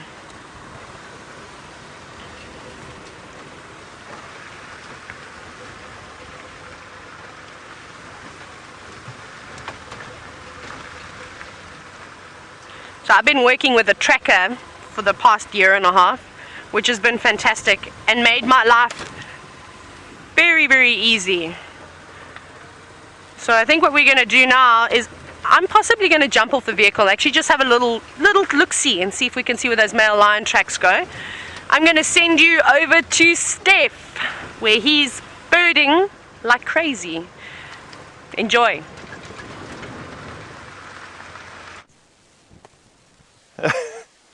We are birding like crazy. Thank you very much, Tayla. We've finally arrived at this jackalberry, which is just absolutely covered in fruit. And in it are a variety of birds. Of note, though, are a pair of green pigeon that are having a bit of a fight with one another. And we're going to try and see if we can show it to you. Bear with us. Here comes more green pigeon rocketing in. So now there's a total of 4 or 5 of them in this tree. And that is about as many green pigeons as you're likely to get in a tree. So, up through that gap there.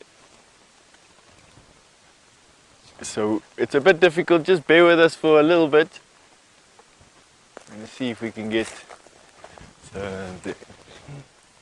We got these 2 birds busy courting one another. We're just going to try and find it for you. Jean is busy looking through a mass of red focus points. Go up. Up. There's one more. Oh, right, you got one. Anyway, the birds around this tree are just phenomenal. And of course, this fruiting jackalberry will represent the food, the majority of the food in this particular area. It's the only plant at the moment that's producing fruit, other than a few odd fig trees that'll be further south on the major rivers like the Sand River or the Manuleti River that's close to us, may have a few fruiting sycamore figs, but that's about it. This tree is the sum total of the food in this area and will be visited the entire day by a host of different animals, from monkeys, baboons, all these birds. We've had both grey lory and the green pigeon, which are the 2 largest frugivores we have here, in the tree at the same time. It's also been visited by a sunbird and a starling since we've been here, probably looking for insects that are feeding on the jackalberries. And then of course the fruit that gets disturbed by these big birds flapping and flitting about in there falls to the floor and will then create another food source for animals like grey duiker, steenbok, kudu, impala will also feed on the fruit. And then of course the namesake of this particular tree, the jackalberry, it'll also provide some fruit for jackal. And I doubt that even if we were to scour the area around this particular termite mound, that we'd even find evidence of a single fruit. That's how valuable this is. But we're going to try anyway, because it's a bit of an adventure really, to see what we can find here underneath this tree.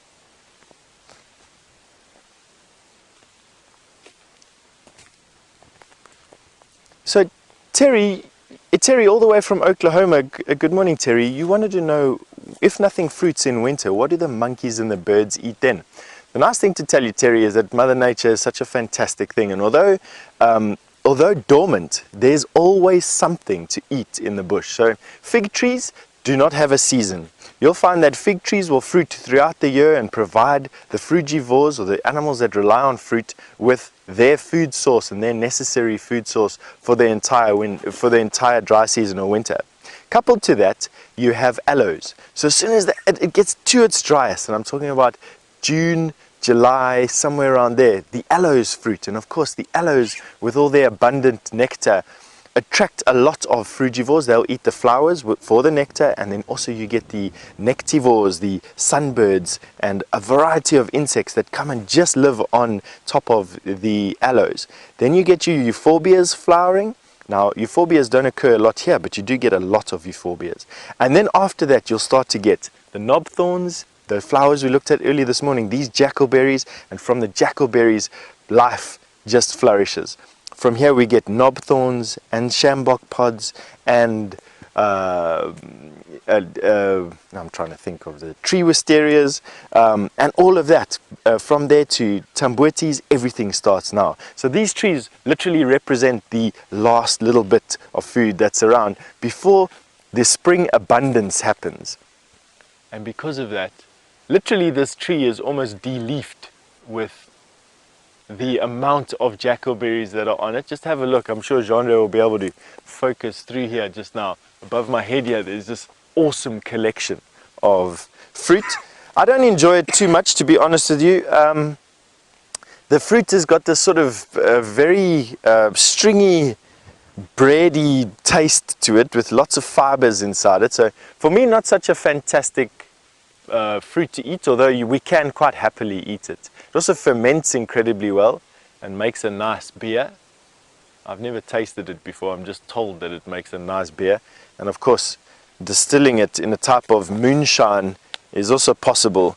And I'm told by Herbert quite fondly that as little boys, they used to make this distillation of spirits out here, hide it away from their moms and dads, and then when they were herding their cattle and sheep through the forest, they used to celebrate life from time to time. All right, let's see, here's a remnant of one of these husks. So just looking around the base of the tree here, this is what's left of a jackalberry that's been dehusked basically.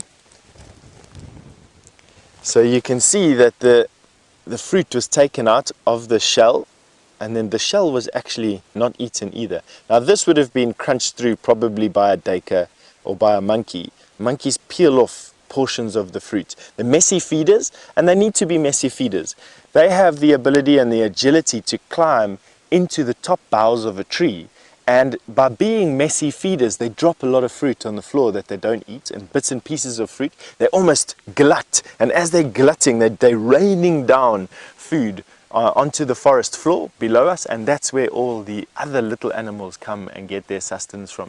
Things like duiker in particular, bushbuck, nyala, kudu, impala, to a degree steenbuck, although I don't see many steenbuck underneath termite mounds like us, but they definitely will visit. What else? Of course, the jackalberry. So this tree, very, very, very important, and I'm glad that this one is so healthy. No elephant damage, growing quite well on this termite mound. The termite mound itself providing masses of nutrients for this particular tree. Obviously, those nutrients are translated into its, or transferred into its fruit, and of course everything that lives on that fruit then benefits greatly. So this fantastic, massive jackalberry tree. Good morning. All right. So what we're going to do is now we are going to go to another of my favorite tree, and possibly my favorite individual tree on Djuma is a massive weeping boerbean about a mile from here. And while we get there, we're going to send you off to Tayla and to Brent, who are searching for those big cats, and I'm holding thumbs that you find some today.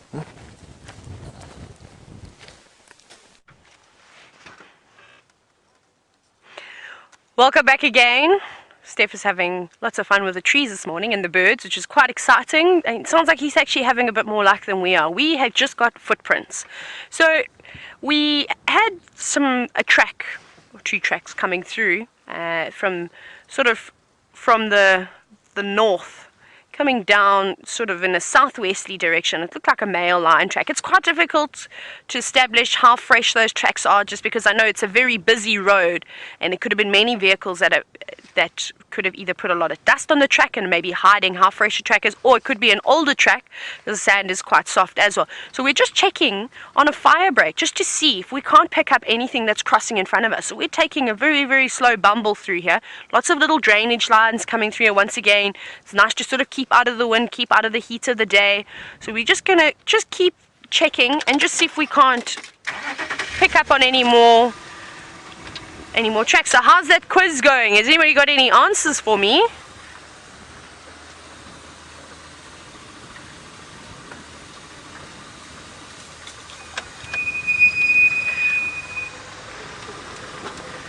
So we've got 2 more guesses. So Honey guessing honey badger and Ellie guessing porcupine. I'm afraid you are both incorrect. So what does that leave us to?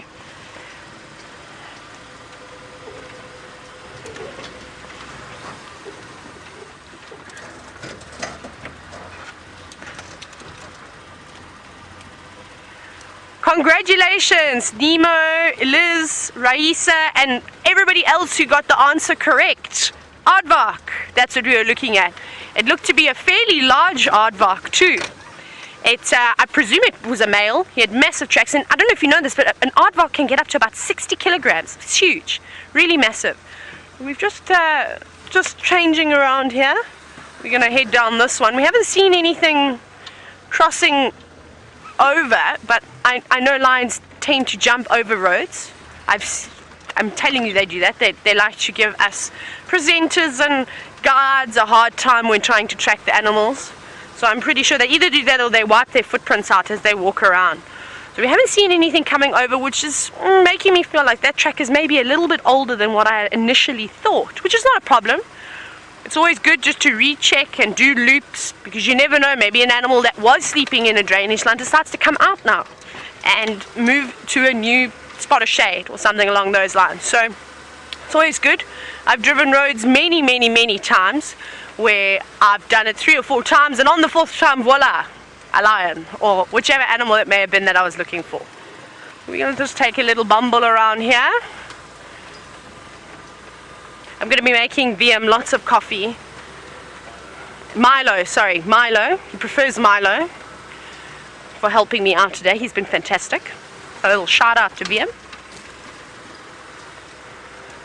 It's quite thick here. Lots of bush willows, lots of wattles, a bit of everything.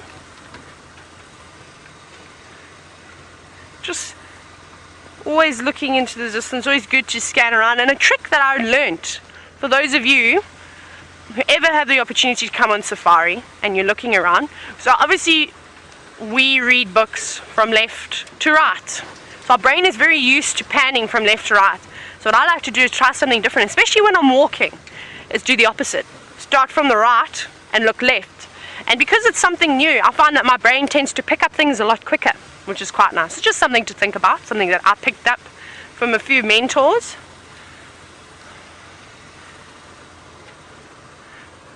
But it's looking very dismal here.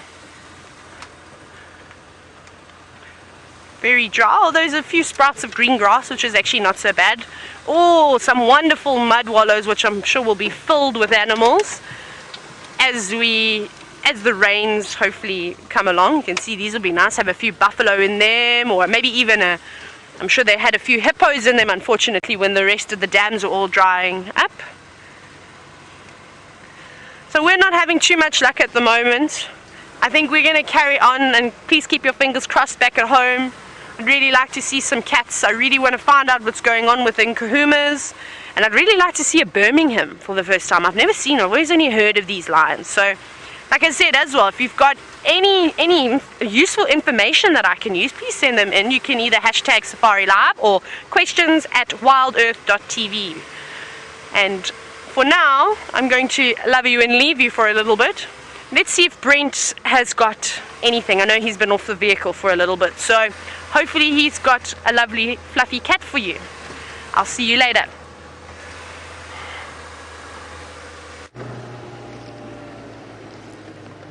No fluffy cat, but I do have fluffy hair. But on the note of fluffy cats, I have very fresh tracks, which is good, which we haven't had for a while. Here we go. Over there. And the cub tracks. Oh, and Andrew's looking for me, but here they go. Okay, so we've checked around, so I'm pretty sure they're in this block. Let me just tell Andrew to stand by. Stand by, Andrew. I'll be with you in 2. Okay, let's just have a look here. So you see them here, Brian? So there's a cub track. 1, 2, 3, 4, 5 tracks. I can see adult lioness. But unfortunately, there are no roads. This is one of those big blocks with no roads. And what do you think, Thumb? Should we check the fire brake? Yeah, I think we should check the fire brake. If we have no luck on the fire brake, I'm going to come back and walk here. But exciting, definitely the freshest tracks we've found all morning. So we've been slowly catching up with the Nkahumas.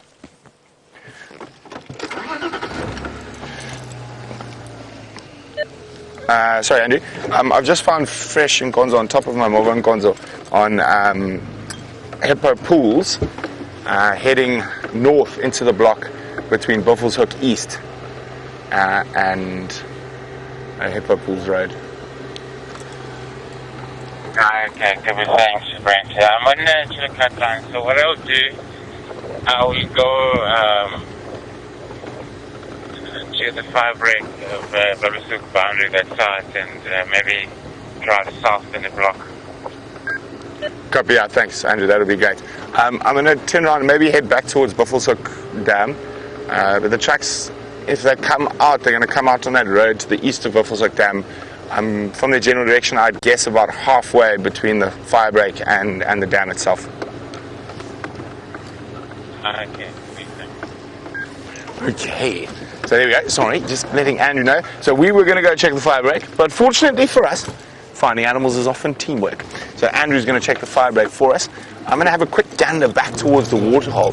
I think they might be in a little river system I know about, and just in here. So I want to go check back towards the waterhole. If nothing, I'm going to come back here and have a stroll. So those tracks are actually on top of our vehicle tracks from earlier this morning.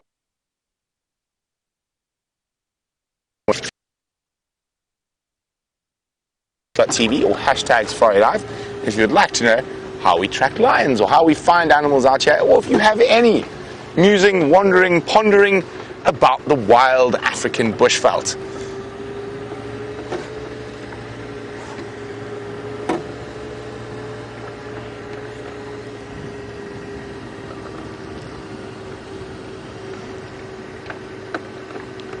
I've been waiting for this question all morning since we've been tracking the Nkuhuma prides.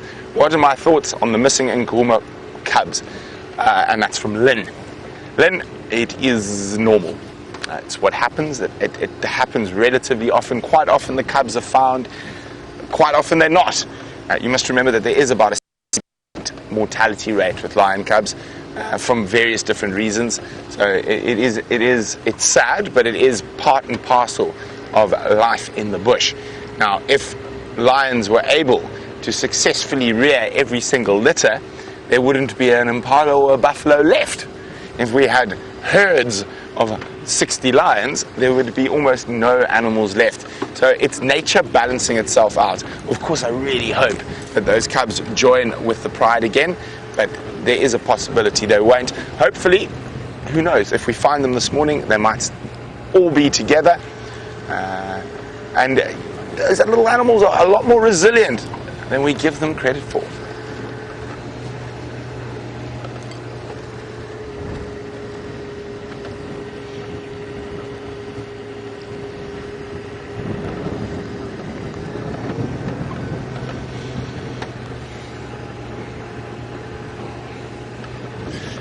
Hi, Sharon in California. Sharon would like to know, if I found the 2 missing cubs, would I intervene and return them to the pride? Well, firstly, Sharon, if I had to try and pick up a little lion cub, I would look like I'd been put through a wood chipper. literally, I would be in absolute tatters from their claws and teeth. So, firstly, bad idea for my general well-being. Secondly, I wouldn't intervene. I'm a big believer in not intervening. It is a natural system. It is an open system. Certain amount of lion cubs need to die for others to survive, or for the rest of the ecosystem to remain healthy. Now, the only time we intervene is if it is due to man or a man-caused event. And those cubs being lost has got nothing to do with us. Therefore, joining them back with the pride has nothing to do with us either. We are here to observe and watch. Okay, so what we're hoping, so there's lion tracks, we're heading this way, and there's a couple of nice little systems, river systems in here where they might be chilling in the shade. So we'll make sure there are no tracks sneaking across. Now, there are definitely no tracks on the northern boundary, we've checked there. But as I said, those tracks are really fresh. They're on top of our tracks from earlier this morning. So it's possible they actually haven't even got this far yet.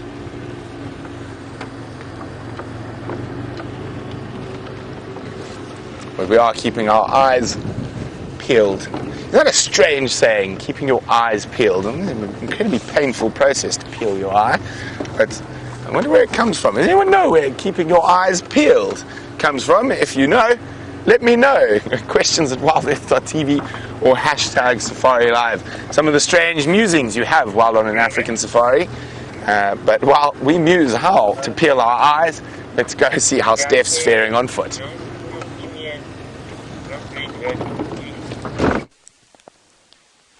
We are faring much better than this kudu. This is a male kudu's skull with horns still intact.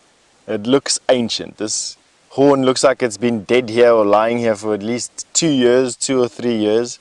It takes a long time for bone and horn and keratin to be used up in nature, and that's because very little animals can do anything with it. But what it does do is it gives us this remarkable look at some of these animals' anatomy that we don't usually get to see. And for those of you who ask us from time to time what the difference is between an antler and a horn, this allows me to show you exactly that. This is a horn because it's a bony sheath. This is bony core with a keratin sheath. Whereas an antler is just this keratin. An antler grows from a bed. And the bed, in this particular case, if this was an antler, would be on the base of the skull. And very similar to a nail, the horn would grow up from the base of the skull, but always having the blood supply, well, not really the blood supply, but the bone ending sort of on the skull, whereas a horn is completely different.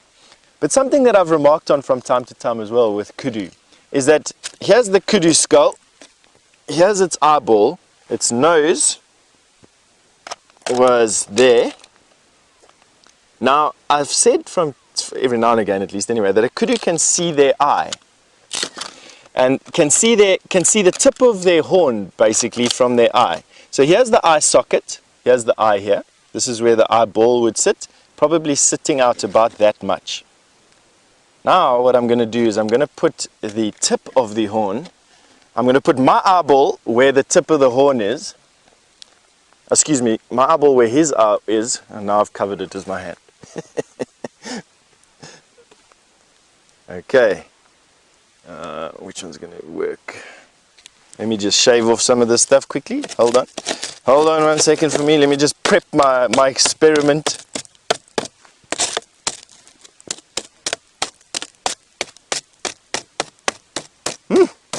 This smells. These keratin moth caterpillars. Alrighty, let's do this again. So there at the tip of the horn, my eyeball is where the kudu's eyeball is. And if you have a look, you can see my eye. Have a look at that. So I can put my eyeball in his eye socket, my little bloodstained eyeball, and there you're looking at my eye from the kudu's eye at the tip of his horn. And why is that important? Well, for one, he can aim with the tip of his horn. That's what he needs to see when he's aiming at an opponent. And 2, kudus use their horns to hook vegetation. Let me show you. Take old kudu. So he'll be walking through the bush like this, being able to see the tip of his horn, right?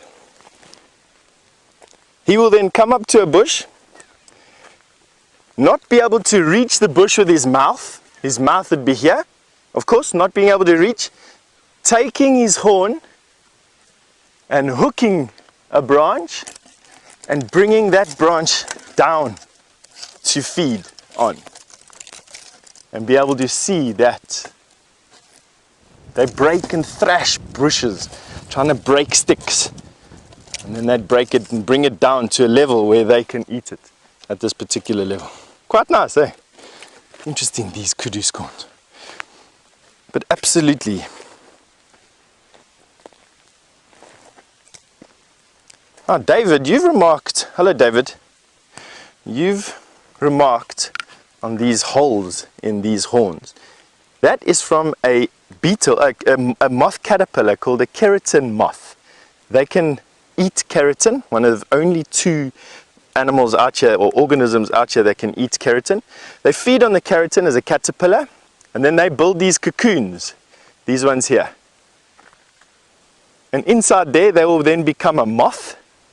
They will emerge as a moth and go and find another horn to go and lay their eggs on.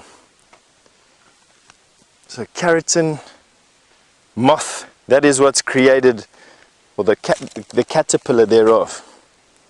Interesting, hey?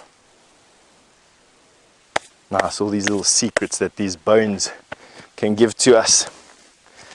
I did use his jaw there. Have a look here. When we watch kudu chewing,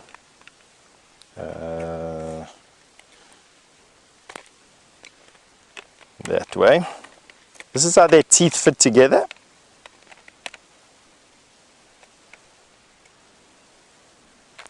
And these teeth, he would chew doing that with his teeth.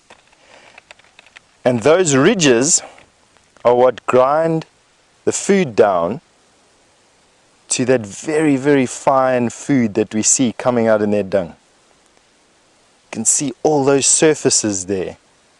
Those grinding surfaces. They'd be together. Oh, my puzzle building is not there. There we go. And he'd move it in that circular motion, grinding those things down. Interesting, eh? Actually found a spider here, which I don't know what it is as well. Have a look there.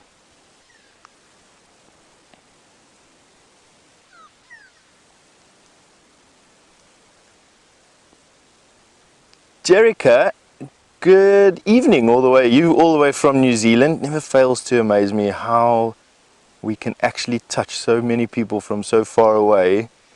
But Jerica, you've asked me, could I tell how old the kudu is from his horns?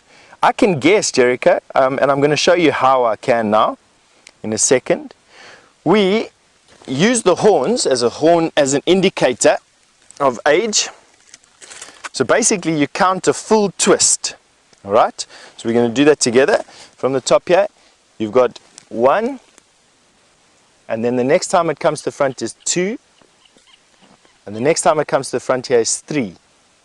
But if we have a careful look at the horn tips of this particular kudu, the horn tips, these last little bits, the last inch or so, if I stick my fingers up, you can see that they are almost parallel with one another. They're not facing each other, and they're not turned away from each other. And that shows me that this was a fully mature breeding bull, or bull of breeding age. In other words, one of the prime bulls that we have out here, anywhere from 5 to 6 years old is where I would judge this particular kudu to have been when he was killed. If his horns were out, these tips, this one is getting there, you can see it's going to start to point in this direction. Then they are around about 6 to 7 years old, and anything on the inside curve. So in other words, if these horn tips were pointing toward one another, would be in the 4 or 5 year mark for a kudu of this particular size. And how you measure horn length with a kudu is from this there's this ridge. You measure it on that ridge starts here. So you'd measure it from here, you'd bring it around and around and around all the way to the tip of the horn. And a big kudu bull is around about 60 inches of horn. So an actually massive amount of horn. So about 60 inches is a big kudu. And we don't have that big monsters walking around the Kruger. I mean, I'm not a person who judges horn length or anything like that, but I would imagine that most of the big male kudu that we find in the Kruger National Park have horn lengths of around about 50 to 60 inches, with a few exceptions over 60 inches. But that would be the exception. All right. Now, obviously, the lesson is don't play with bones that you find in the bush unless you know exactly what killed that animal. And the reason for that is anthrax. Anthrax is a spore that really starts to wipe out animals around about the dry time, and it's because it's a spore that's very heavy and it is denser than water. So it goes and lies in the deepest parts of the dam, and of course the deepest parts of the dam are the ones that dry up last, and animals will come and kick up that anthrax spore, drink it with the water, and for a ruminant that would be deadly. Now, I don't know what killed this kudu. I can presume that it's lion. You can see how its bones are lying all over the place. It's been here for it's definitely more than 2 years. I would say probably, I don't know, even closer to 3 or maybe even 5 years. So difficult for me to tell. It is a bit of a risk of me playing around with the bones, but because it didn't die now, because it hasn't died recently, and in particular if it hasn't died from a cause that's not immediately apparent, i.e. it being inhaled by a lion or by a hyena at this present moment in time, I thought that it would be safe for me to touch. You don't want to go and touch fresh carcasses out here this time of the year that you don't know what has killed them, and their bones as well. So I just let bygones be bygones with carcasses usually if I don't know what killed them. Excuse me. And on that note, and because I've gotten sidetracked from my Weeping Boer Bean expedition, we're going to carry on our way and send you over to one of the other vehicles for an update.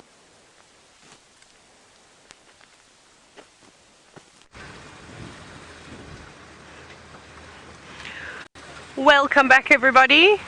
I too have nothing fluffy for you. We've just seen a lot of footprints, which is good. So I think we're in the right area where Brent has been looking around. And like I said, we're just slowly bumbling because those tracks look really nice and fresh, and the females actually did what I said earlier. Some of them went straight across the road and the others only came out a little bit further around.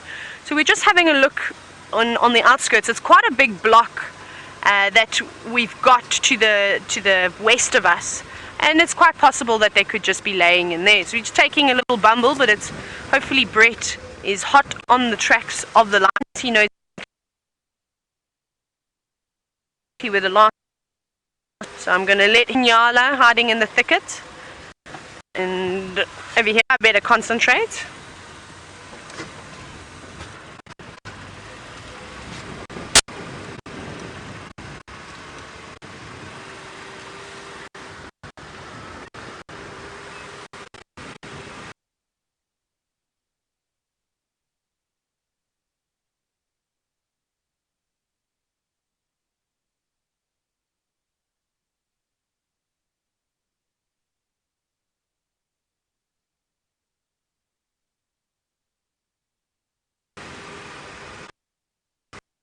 Very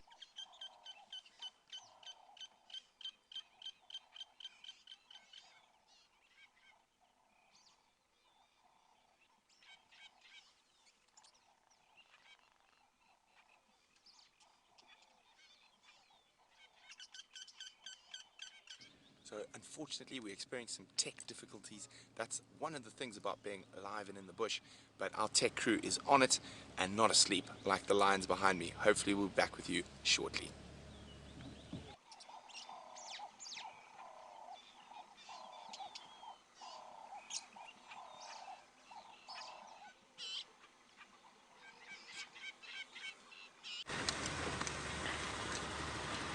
We're back. Sorry about that, everybody. But we are here in full force now. That's one of the joys and wonders of being in the African bush. But it's quite nice. You get to get away. I quite enjoy not having reception sometimes, just to remove myself from social media and the outside world and just really get in touch with nature. I think that's really important to do. It's very quiet this morning. As you know, these often happen. I'm going to blame the wind this morning. I think it's the wind's fault that we're not seeing anything.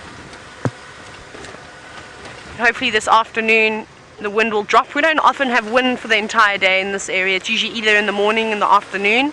And it is September. August, September is the windy time. But we're going to carry on bumbling. I think bumbling is the word of the day today. I've used that a few times.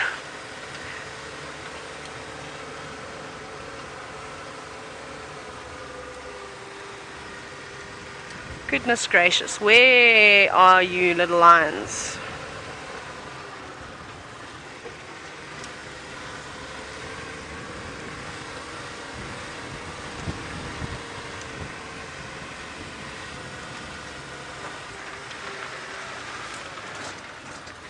Morning, Glory. Thank you so much for that information. She's given me some more information about the deer, the white-tailed deer. So apparently they're quite similar to impala, and they have antlers and not horns, and it's just the males that get the antlers. So I'm sure most of you know, or actually it's a question that actually comes up quite often. So maybe I'll just quickly reiterate about the difference between antlers and horns. So here in Africa, our antelope have horns, so it's a bony protrusion with a keratin coating, and they don't shed them, so they have one set. So if they lose one in a fight, well, then they've only got one horn. If they lose both of them, well, it's unlucky. Unlike deer, which have antlers, and antlers, it's just keratin that is grown annually and then shed, which is quite nice. I've never seen an antler before in real life. I would like to see one. I'd like to know what it feels like. So if anybody actually knows what antlers feel like, if they can describe it to something that maybe I would know out here in the bush, that'd be great too. Asking lots of questions today, which is quite nice. We're gonna go up and around over here, have a little scan. I remember this place. I remember I saw a hippo in this pan on my interview drive. But there are no hippos here today. There's just mud, dry mud, lots of footprints.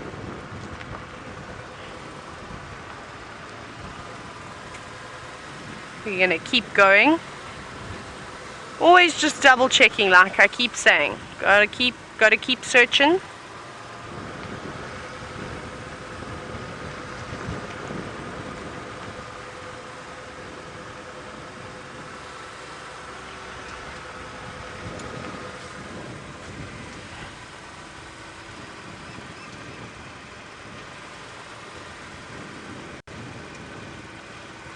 So Eritus, good morning to you.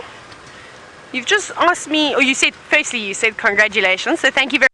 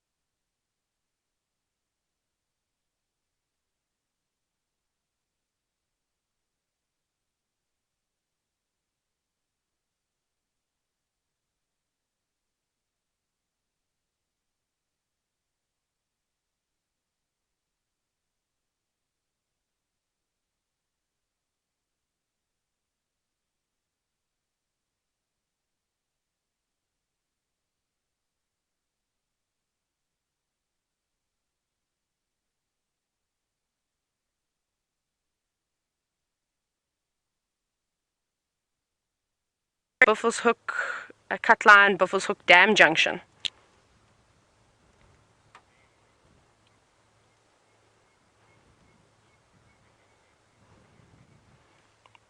Yeah, AFIM, I followed them going north, and it seems like they've crossed out and crossed north over the Cutline. Radio, so that's very sad news for us. Just wanted to let everybody know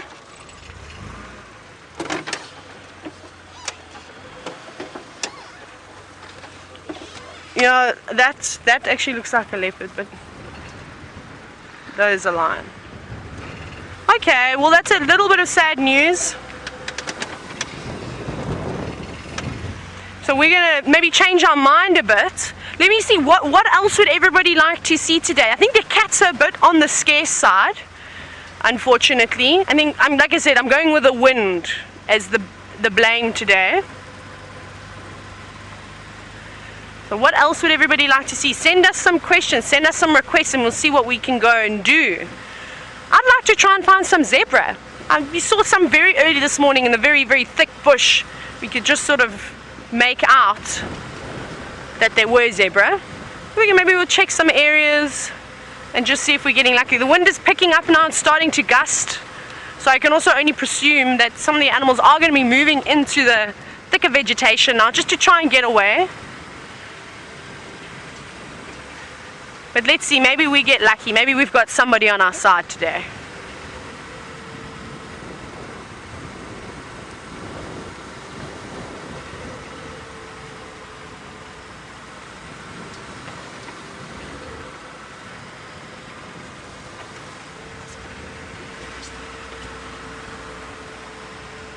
Thanks, Justin, for that comment about antlers. I didn't know that. That was really, really interesting.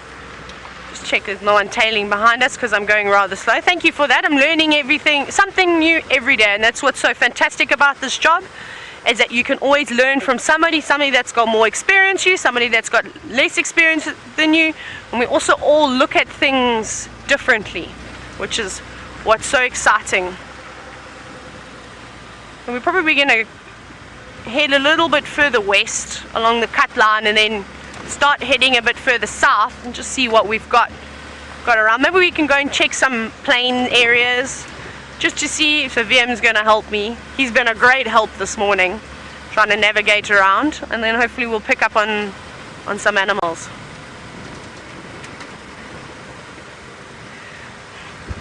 So Justin was just saying, sorry, about the antlers, about how it is actually blood that's fed to the bone of the antler. And something I didn't know is that it's quite hot to the touch. I would never have thought that, because if you touch an antelope's horns, if you've ever done any game capture or anything like that, and you do get an opportunity to get up close, it doesn't feel really much like anything. There's no sort of heat coming off of it. So that was quite interesting. I'm going to do a bit more research about that, as I think I'll do a bit of Googling, seeing as we don't really have any books based in South Africa. I'm sure I could get a book about deer, and yeah, do a little bit of research and add that to my notes. I have a very big notebook. I'm always adding to it every day. I try and do an hour of research every day and just find out on something new.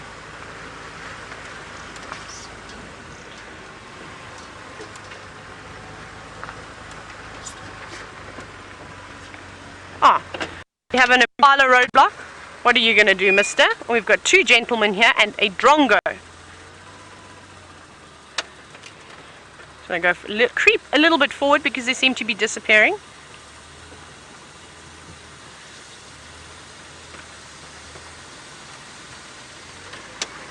I have to show you this little drongo though, because these are one of my favorite birds. Look at him just sitting there, perched beautifully. I shouldn't say he because I don't know if it's a male or a female, but they are such wonderful birds and so intelligent as well.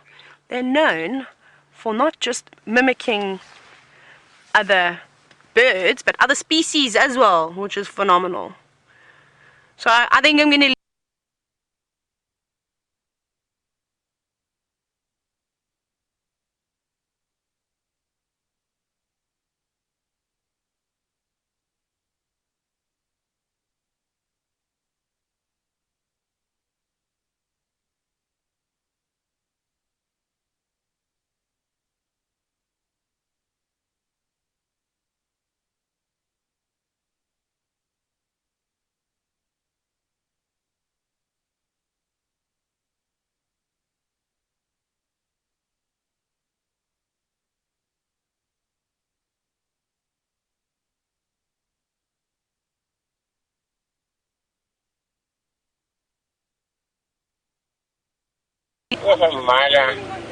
Yeah.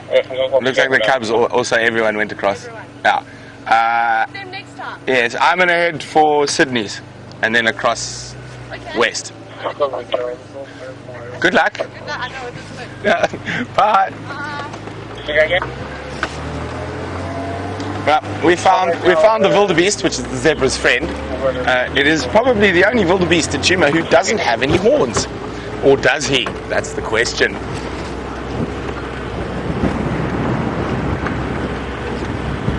Now it's getting really warm already, even though the wind's howling. I'd probably guess, what do you think, Brian? 28, 27, 28 degrees Celsius already. Well, I was walking after those lion tracks. I started to get a little bit warm. Discard my layer. Only one little layer today, no multiple layers.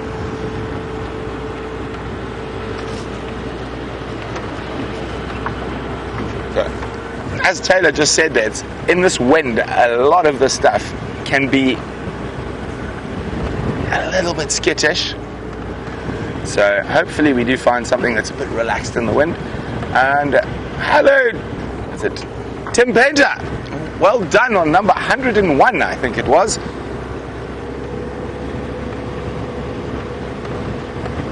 Pin Painter?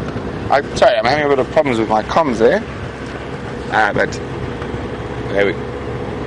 Pin, not Tim Pin. Yes, there we go. Pin Painter as number 101, the Karachani thrush.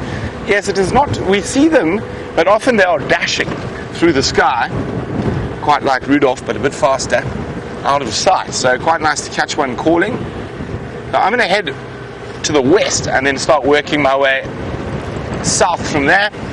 Maybe we'll have some luck with some leopards. Now, Tingana seems to be still in Torchwood. I know Aubrey's following up in his tracks, and so is Tundi. So Karula, we're not sure where she might be. And of course, Shadow pops up here, there, and everywhere at the moment. But I would very much like to see Madam Inchila, who apparently made a few appearances while I was away on the Djuma Pan, and Brian and James actually spent some time with her. The tail.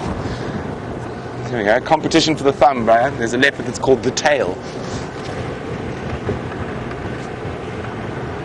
I don't know. What do you guys think? I keep thinking Brian should do the toe one day. The big toe. The arch nemesis of the thumb. The arch nemesis of the thumb. Will the toe ever make an appearance? Yes. So we'll see. Will the arch nemesis of the thumb, the toe, steal the limelight for a drive? We'll have to wait and see.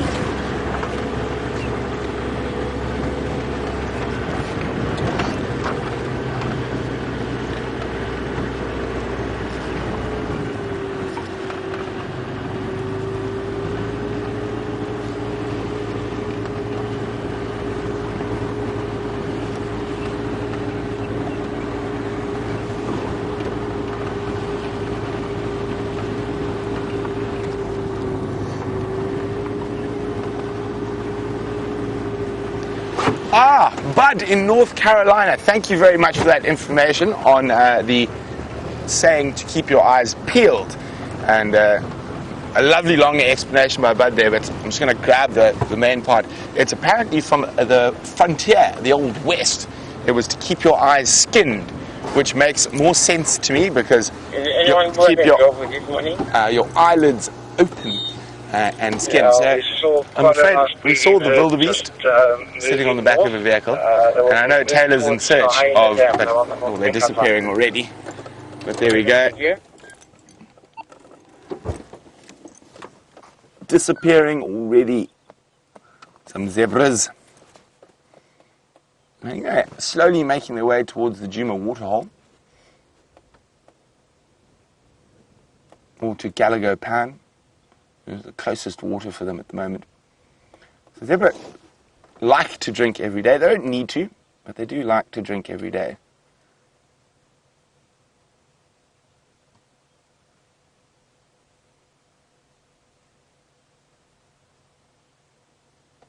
Oh, you can see the flies irritating that one, swishing its tail with venom.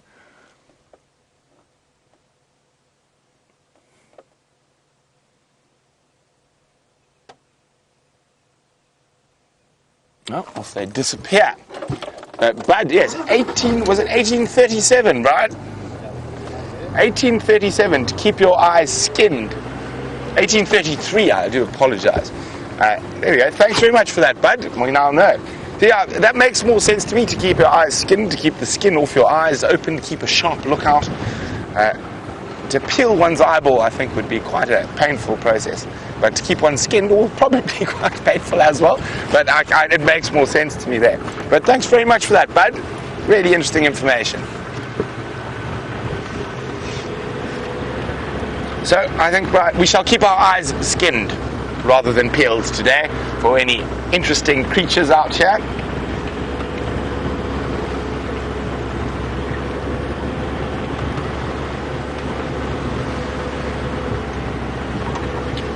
Now we're going to keep on heading towards the west. Tayla's got one of the smaller, noisier critters that occur out here in the African bush.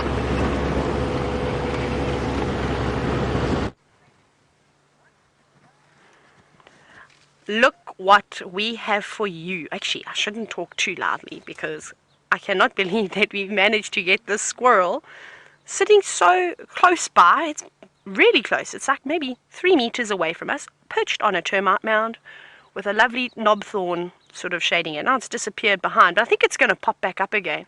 It was really relaxed. Now, squirrels. Never trust a squirrel. I don't trust them for anything. So often we rely on animals giving alarm calls in order to find them. And as Brent said, one of the noisiest creatures in the bush. And they are known to shout and scream for all sorts of things. You think, squirrel's alarm calling. You race on over hoping that there's going to be a leopard walking below it or something like that, or a pride of lions. And nope, nothing. Just shouting for nothing. Maybe having a territorial dispute or something like that. I'm not sure. Speaking of territorial disputes, some birds are shouting, but they've gone into the distance. It's a lilac-breasted roller making a lot of noise, but we're looking straight into the sun. So I think we're going to carry on. Our squirrel has left us, which is a pity, because it was lovely. Sneaky. Maybe it went behind us. There we go. So I believe also Brent is stealing all my thunder this morning. How dare he? He got the zebras. So I believe it wasn't a great view of zebras. Hopefully we'll find some out in the open. We're making our way slowly but surely back towards Quarantine. There's quite a nice open plain there. And that is actually the area where we saw a little group of zebras earlier this morning. But they were in the thicket. So maybe they've come out. And GPS is just navigating. Thank you, VM. It's very kind of you. We're going along this road. And our elephants that we saw this morning as well, we actually just drove past that road and they've moved off too. I wonder where they've gone. Right, let's go into first gear and take it slowly down this bumpy road. I'm still getting used to this Land Rover thing. No, it's supposed to be my debut drive and everybody is taking my zebras away from me.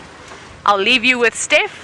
And that'll give me quite an interesting sighting, seeing as he's on foot. So go and enjoy that. And I don't know what I'll have for you when you come back to me.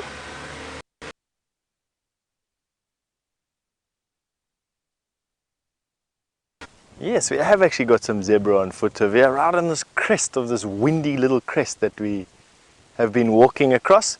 We're close to our final destination on today's walk, is that big, massive green weeping boerbean that I love so much. You can have a look. This zebra just standing on the side of a termite mound. I have no doubt that what he's doing is he's busy feeding on the succulent grasses that grow on the sides of large termite mounds. It's where he's sitting at the moment.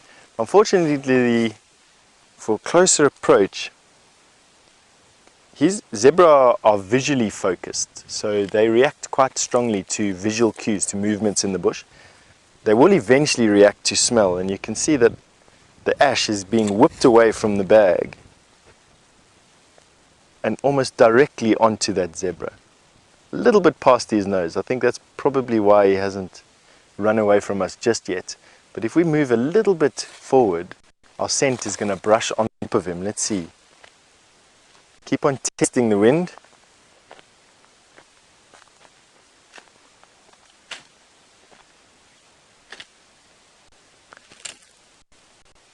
There's a couple of zebra there. Let's see what he does. Still not moving away from us just yet. Walk past. Walk past. Just got a bush here, so it's getting the antenna untangled. But let's go here.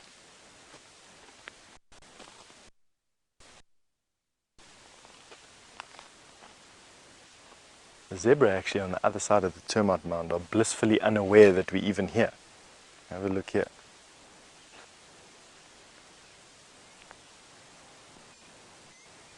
And that is because she couldn't see us. Couldn't see us because of the termite mound. Can't smell us because the wind is just going past them a little bit. It's allowing us to sneak even closer.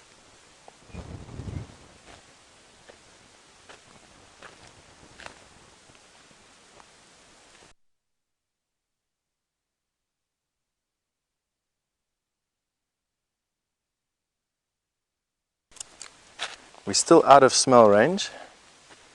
And there we go. That dazzle of zebra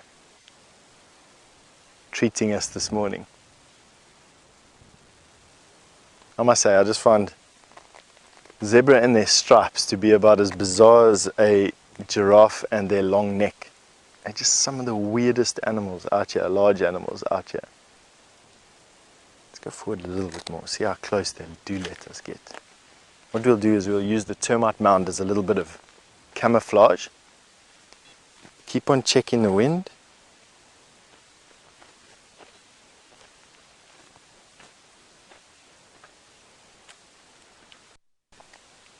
Now the zebra's just seen us.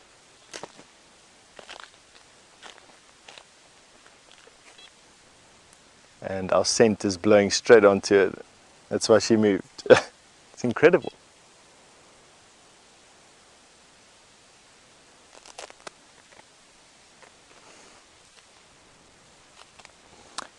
James Richards, you've just asked me a question. Why do mountain zebra seem to be the only zebra with a dewlap?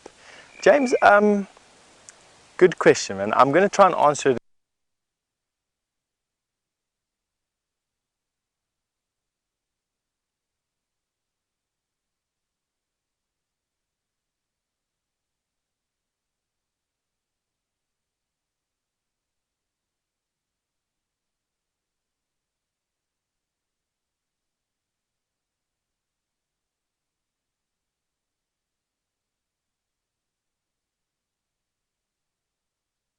Is live in have this dewlap so that their skin can stretch to accommodate a higher fat percentage. So in years where rainfall has been high and been good and the grass has been good, I would imagine that the zebra can get quite bulky, relatively speaking, and that dewlap will allow the expansion of the animal's fat reserves. That's just a wild guess. I'm not sure at all. It's just taken from what I understand about zebra. It could be as a display thing. Perhaps mountain zebra need to display, and they use the dewlap as a type of lateral display from one rocky hilltop to another rocky hilltop, similar to how goats do it. And that dewlap will be a sign of strength and virility for a rival stallion or for a rival herd of females. So it could be any of those two. I'm not exactly sure, James, but I hope that those two explanations helped you decide for yourself what it could be. Those zebra have now moved on, and they moved on simply because while we weren't threatening to them visually, we were too far away. The sight of us walking through the bush coupled with our scent blowing straight onto them was just too much. And what they've done is they've just caught it across the wind and are standing now a little bit off. You can actually just see them straight through there, but out of the wind. Let's see if we can go forward a bit more.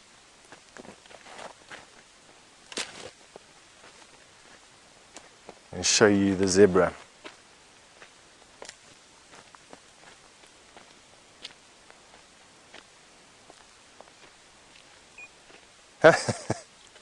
Max Mom. Good morning, Max Mom. You've asked me why have I got a white shirt on today, and isn't it making me a bit conspicuous? The truth be told is that my green shirt is in the wash today, Max Mom, and so I didn't have it in time to put on this morning. That's the truth of it. The other part of it is that I've never really found that a shirt like this, not completely white, so that is as white as what a khaki shirt probably can get, but I do find that it's not too inconspicuous. Let me go stand next to this tree. I'll show you what I mean. Most of the bush cover this time of the year tends to be similarly colored to the shirt, and as long as you're standing behind some vegetation and not in bright light, that I seem to blend in with the colors found on these particular trees, as you can see. So it wasn't too much of a problem in my shirt selection this morning. I really just thought the drier the better for this type of shirt. I definitely won't wear it in summer, where I think I will stand out like a sore thumb. And then of course you have the animals that we're just looking at it now, which are dressed half in brilliant white and tend not to have such a problem. There the zebra are through there, and you can see we didn't chase them at all. They just moved out of our scent. Isn't that incredible? And we're now probably about half the distance when we first saw them, closer to them. And I think because we're going to be changing our approach angle now to a more oblique angle, that they'll actually allow us to pass pretty close to them. So I think what we'll do is we'll adopt the typical approach of a herbivore, and it's almost directly in line to the tree we want to get to, which is that beautiful green tree there, my favorite tree at Djuma at the moment. That's our destination. When we get there, we're going to sit on the termite mound and enjoy for a bit. But let's see if we can bypass these zebra without creating too much consternation. Alright, and while we get to our tree and find a pretty place to sit on, we're going to send you through to Brent for an update.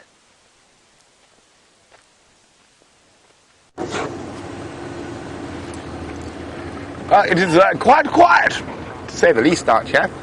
So we've covered the whole of the north and the east this morning. So we're now down in the sort of, well, we're heading towards the southwest at the moment.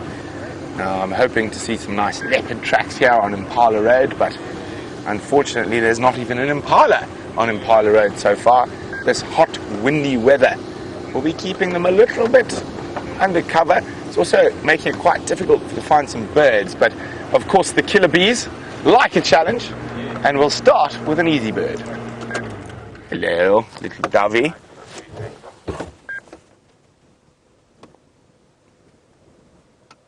Beautiful. You can see how windy it is. Dove's battling to balance in the gusting winds. Oh. Not the best perch you chose there on that little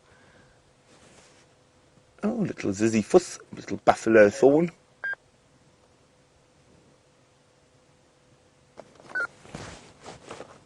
Oh, I think we've got half an hour, Brian. How many birds can we get in half an hour? At least 10. At least 10. Okay, there's one. We're on the bird mission. And in this windy weather, it's a real challenge. But as I said, the killer bees are always up for a challenge. And you searching, Brian?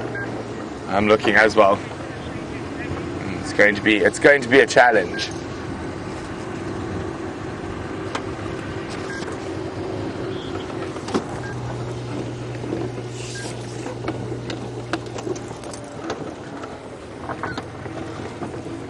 In the shade, Brian. You got them. Well done. There we go. Little blue wax bills. Hello, powder puff. Is powder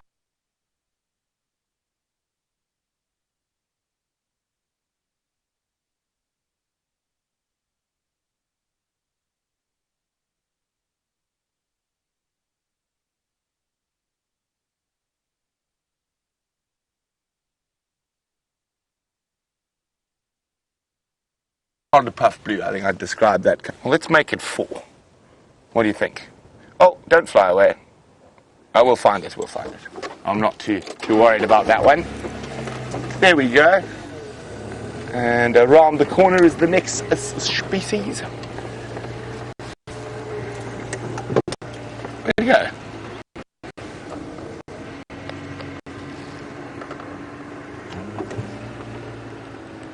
There he is. I know you've seen one with Tayla, but there we go, a fork-tailed drongo.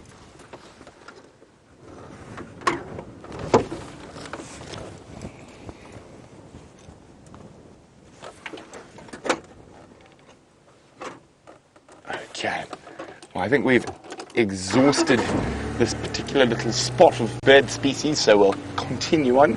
Now, Andrew is wondering what is the largest number of bird species I've seen at one time. Brian, would you care to take a guess? No, is it species or individual birds? Now, there's a very different question. I think species, well, probably about 25 or 30 on some water, some wading birds. Birds in one go. Brian, what would you say the largest number of birds in one congregation I've seen is? 150. Try about 1.5 to 2 million estimated. It is the most numerous bird species in the world. It is called the red-billed quillia, and I've seen massive flocks in a place called Lake Ngami in northern Botswana, where you get flocks of over 1 million. They're tiny little birds. Let me see, I might have a picture of them somewhere.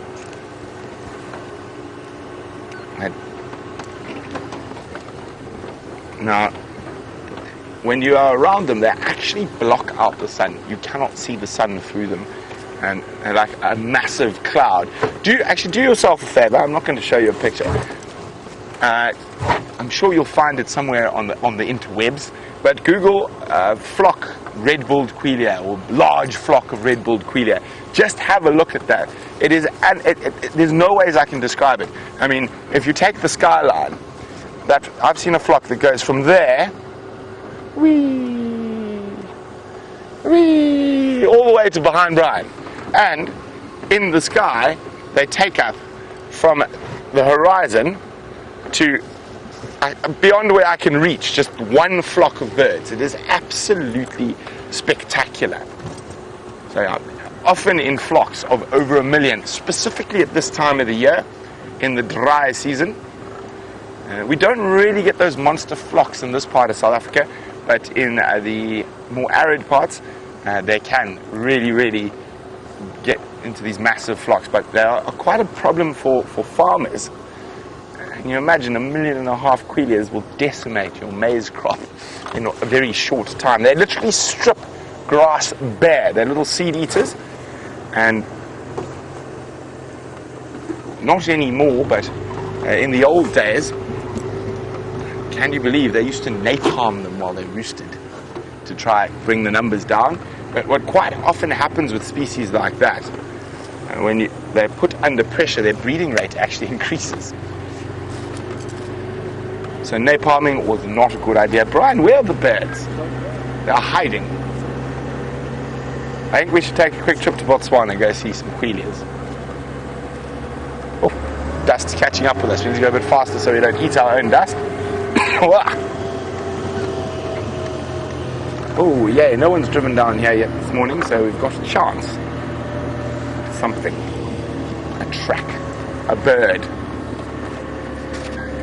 As I said, this weather is not conducive to great general game viewing or bird watching, but as I said, we're the killer bees. We like a challenge. Well, we're on 5, eh? Red-billed hornbill, blue waxbill,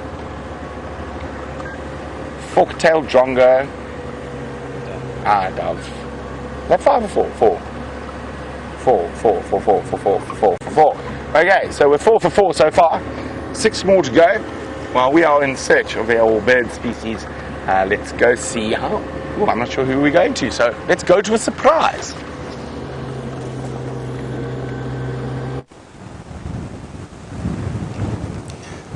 Yes, this is exactly it.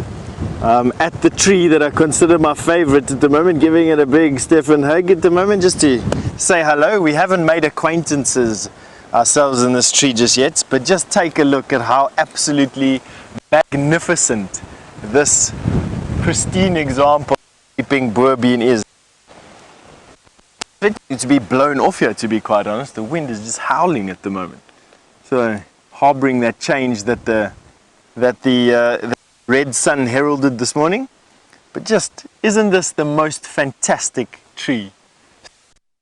Unfortunately, well, fortunately, because it gives us something to look forward to. Hey? But just how ginormous this tree is. Not the tallest tree out here. I'd say it's probably maybe 15 meters high or so. But just absolutely infusing this termite mound on top. No doubt that it's growing on top of this termite mound, not through, and I'm going to prove it by having to ask you to have a look at fantastic roots that are coming throughout this termite mound, and you can definitely see that they are roots, not the old bark of this tree. Now, how old this tree would be, I wouldn't even hazard a guess. 200 years, 300 years, maybe 400 years old.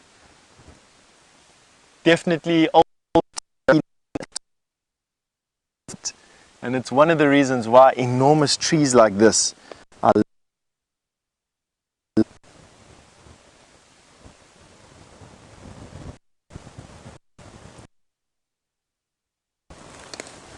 let's see if we can bring you around the side of this tree a little bit. Alright, our signal's a bit bad from me.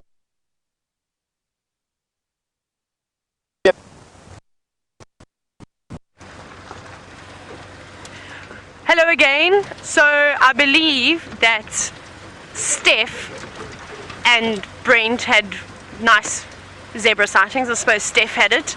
And I really wonder if Steph managed to sneak up on the zebra, because they've got fantastic eyesight. It'd be quite interesting to hear at breakfast how well he did.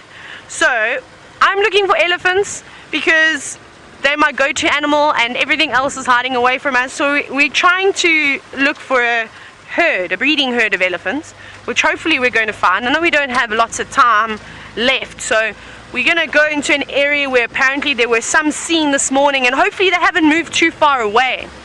So they were on quite a long road, so we're basically heading straight towards that area. We're not stopping at Begin. We are going to try and relocate on this herd of elephants, which will make me very happy. As you know, elephants are my favorite animal, especially the small ones. Very entertaining creatures. Sorry, I keep staring into the sun, so if you see me blink or close my eyes, I apologize.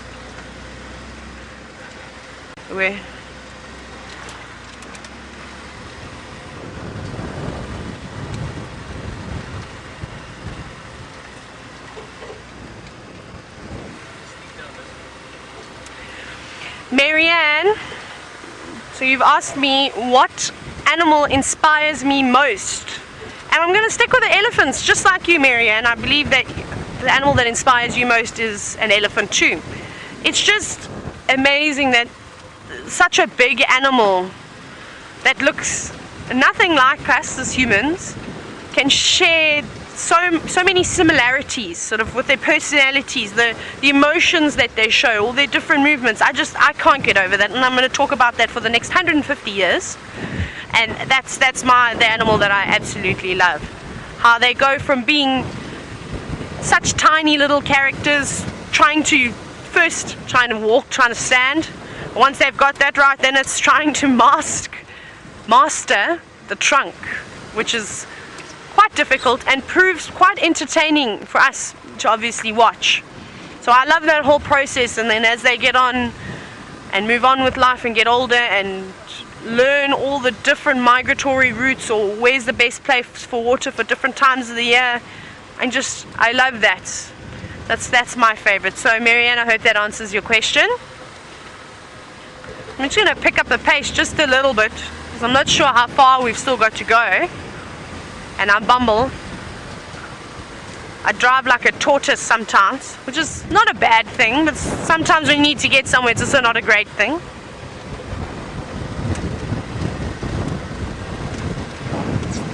Whee!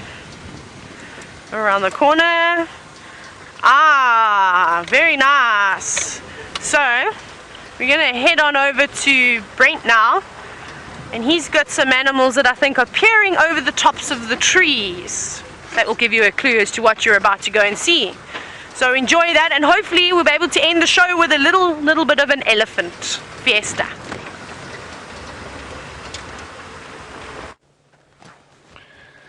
Now we're playing who can spot what. Can you spot something, Brian? I can. Well done. What do you spot, Brian? Giraffe. A giraffe. There he is, just peering over the trees, as Tayla said. A male giraffe. Now, last night, before I went to bed, I was reading, and I found some very new, interesting information on giraffe.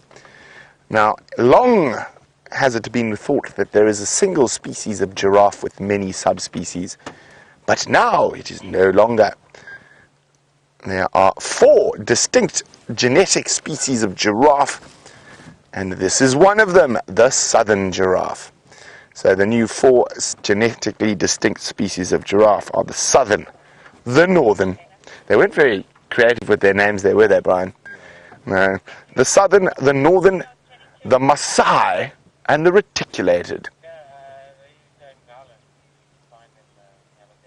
Now, I have been lucky enough to see all 4.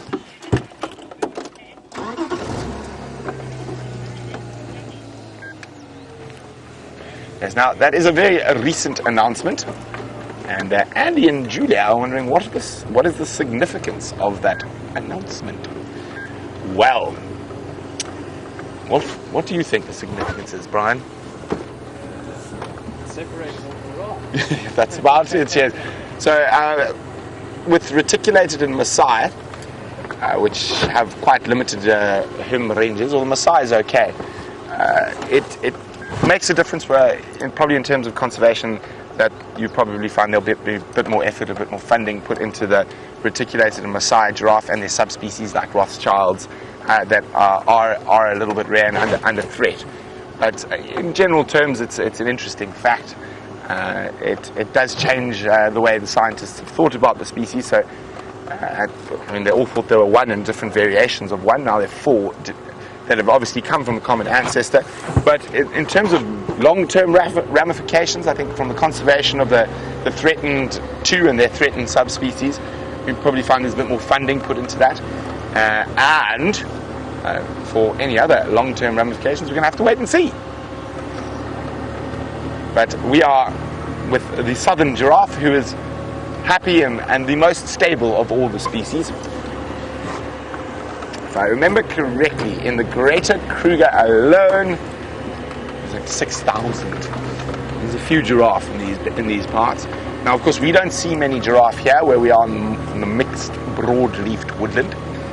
They prefer the open basalt plains beset with many knobthorn trees. So we do have our fair share of acacias, but nothing like the basalt plains of the central Kruger, and that's the highest density of giraffe in Kruger as well.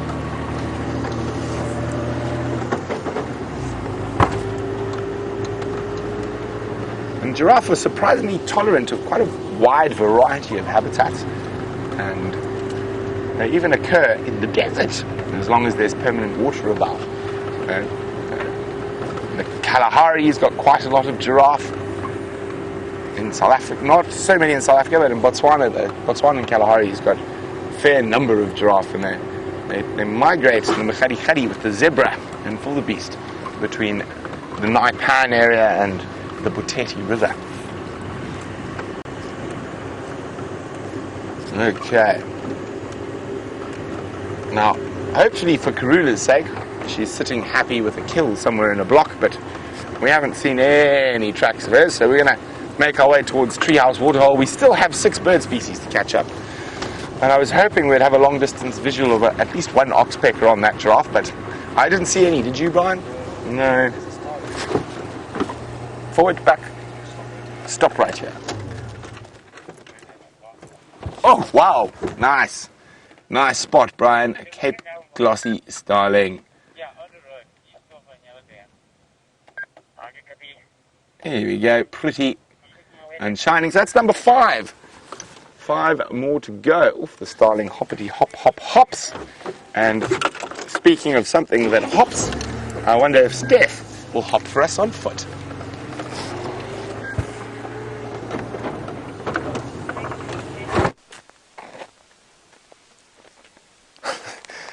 Absolutely not. I won't hop for Brent on foot.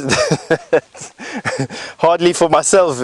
I've come here though because this wallow grabbed my attention. This is a wallow that fills up with water, where even if it rains just a little bit, to be honest with you, and it's at a junction. It's at the Nyola Road junction with twin dams, and a place that we see a lot of elephant and buffalo activity when it is full. But I'm astounded at the depth of it, in actual fact, and that's what I wanted to come and show you, is the fact that this will fill up almost level with water, and they always look like these little mud puddles, but in reality this one is deeper. You know, it's at least mid-thigh deep, which would drown most things. I mean, it definitely will cause a buffalo some discomfort to sit in this wallow with its head hanging out. But every time I come here, this wallow is getting a little bit bigger, and that's because a mud wallow or a depression, just a little depression, fills up with some water, something will come and bath there, and a layer of clay gets deposited, and then again something will lie there, another layer of clay, and eventually it gets deep enough to become a natural dam. So this is sort of, it's starting to get to that point where we are expecting this to become a natural pan or a natural dam that will hold water for most of the wet season and for a long time into the dry season. And that's what I'm hoping for this. So every time an animal slips off the bank and slides into the mud, they increase this a little bit more. And every time a buffalo throws himself against a bank like this or like here, you can actually see where these banks have been rounded by animals lying against them. Every time a buffalo does that, or a rhino or an elephant, they make it a little bit more compact, and they make it a little bit more robust. And that's basically how dam building is. That's how we have natural dams and natural pans forming over here. This is quite close to the river. It's adjacent to the Mulwati, probably 200 meters away or something like that, not too far away, but it's on that floodplain of the Mulwati, so it's lots of clay in this particular area. And clay is important for a pan because it stops the water from seeping away out underneath and back into the water table. So just a nice example of a pan, of a proto pan, or an early pan. All right, let's carry on. It's just such a nice day walking out here today. We've now got the wind in our faces finally, which is a good thing, because for most of the morning we've actually had the wind blowing from behind us into the bush where we're walking into. And it's a rule of thumb out here that you'll try and walk with the wind in your face as much as you can. Look, on a very windy day like today, doesn't matter where you're going to go. It's the wind is going to be either for you or massively against you. And yes, for elephant, for buffalo, and potentially for lion, it does make a difference. But when we're just ambling along through the bush out here, it's not too bad to have your presence announced. And so I don't mind walking in open areas like this with the wind blowing onto the bush, although that's not the case in this case.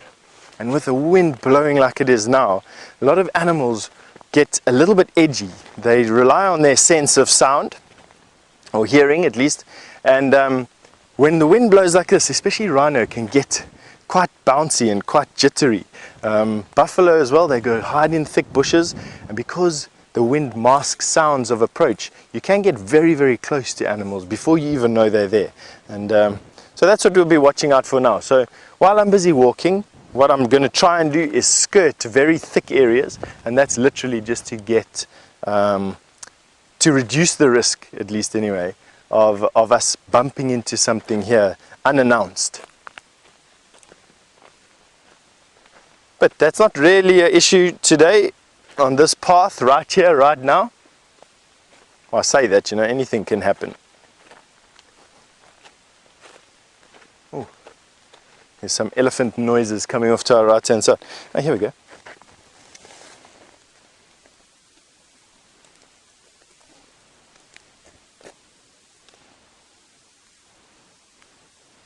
Lynn, you've just reminded me that I haven't fed anyone feedback on that beetle that I found yesterday. That beautiful iridescent green beetle with the red legs and the red belly and the purple wings. Lynn, I had a quick flick through my insect book last night when I got back to camp, and I cannot find it. It's not in the pictures of beetles or weevils, in actual fact, not even one. So today I have to take out my serious insect book, which is going to take me a good amount of time, and go through the different characteristics on that beetle. And to this, the photos that you all sent me, and for those of you that did, I just have to say thank you so much. They're going to be undoubtedly the most valuable resource that I have in terms of trying to identify what beetle or what weevil, what was that we were having a look at yesterday.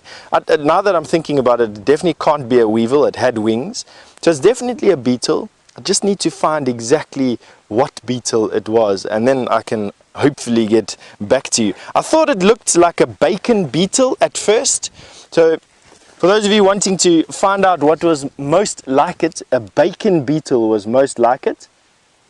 But have a look at this. These termites, harvested termites, are scurrying back to their hole. There's their hole there. They're going to find it now. What I did was I disturbed their grass pile. This is what they collected last night. Can you believe it? All of this. Now I'm going to just cover them up with their grass again.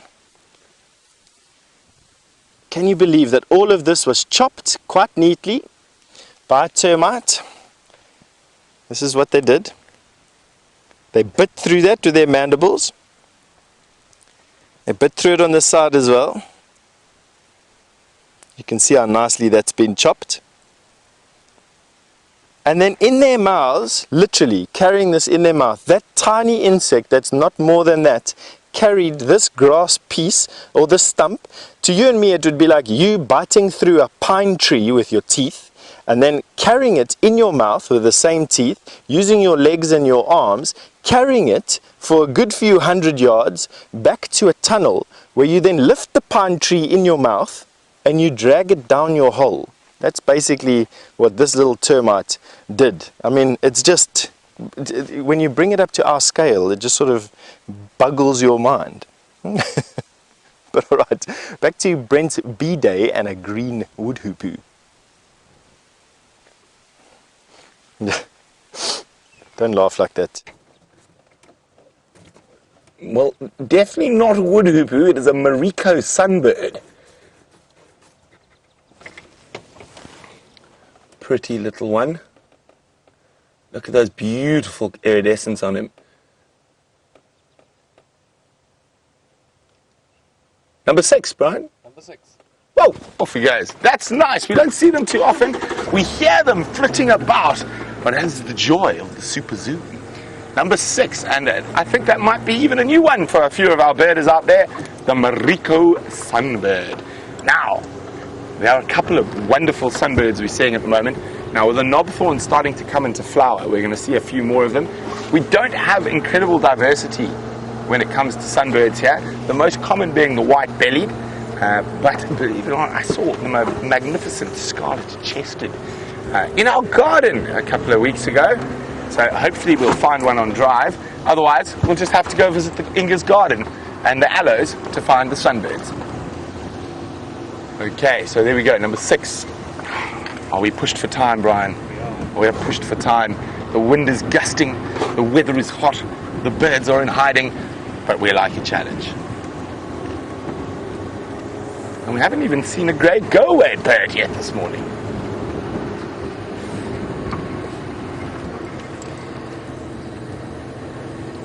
I'm looking for any of the raptors up high. No such luck so far. I think we need to speed towards quarantine for the guaranteed roller. Have you spotted something, Brian? In the sky, yeah. In the sky. Where? Tell me when to stop. I cannot see it. Looking up into this. Oh, Brian. Long spot. Ah. Turn. I know what you are now. Haha.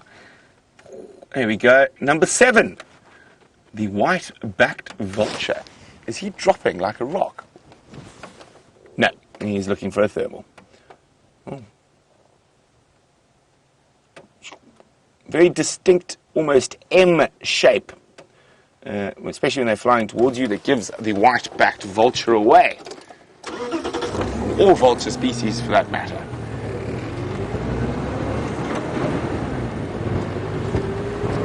Okay, oh, it's flying. We're going to do one last ball. Don't go away. Oh, we're going to catch you. Where did it go?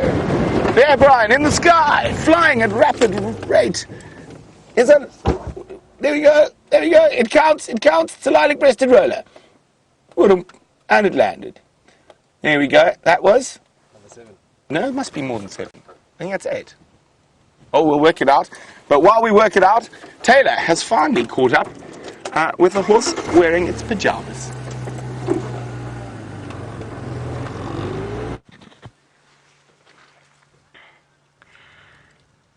Hip hip hooray to me! I got the zebra, and I think my sighting of the zebra is better than Brent's. And I've got an impala. I've got a few impala and one wildebeest, which is good too. So a nice little group of different species of animals over here, which is quite nice. It's actually quite sheltered, so they've got a good little spot. Fortunately, unfortunately, there's not much for them to eat over here. You can see the zebras just nibbling on a few of bits of dried grass, I suppose. They're showing us their rumps, which is often the best side of an animal. You see it lots. One day, I'm going to give you a good business venture. Maybe we could have a challenge. Who can make the best calendar and call it Bums of Africa? From your screenshots of Safari Live. I think that's a good idea. Let's see who can come up with a really good one. I always thought that that would make lots of money one day, so there's a business proposal. But you've got to call it Bums of Africa, and you've got to use screenshots from your Safari Live experience. I'm gonna very quickly, I'm gonna go forward just a little bit just because I want to show you this wildebeest, and then I'm gonna have to say my goodbyes to you, unfortunately. But it has been absolutely so much fun this morning, so thank you so much for putting up with all my nonsense.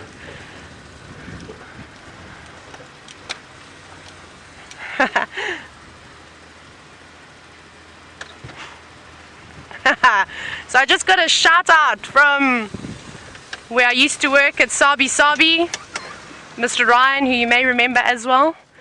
He says that I'm doing a great job, so thank you so much, you guys at Sabi Sabi. I miss you all.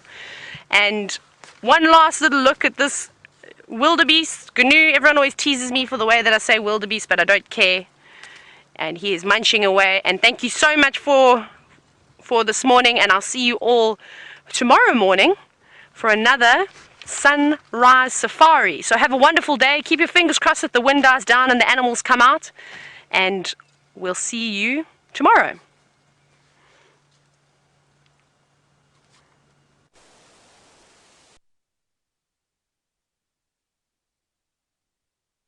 They try and make our way back to the camp. We've chosen a particularly walk through, and yeah, basically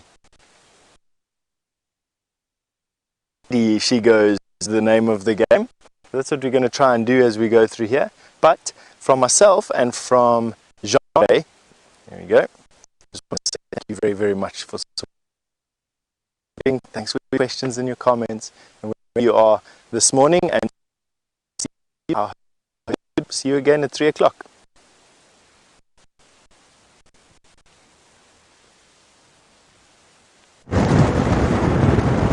So now the wind is galing, but we haven't forgotten about the last 2 bird species. We're on our way to quarantine, hopefully for a roller and a grey-headed sparrow, but we might get something else.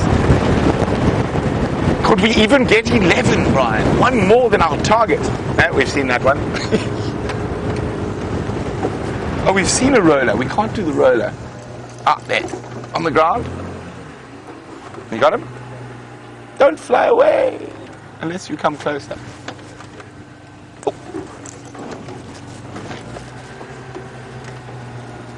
Oh, they're being very naughty. Here we go. Oh, are they still there?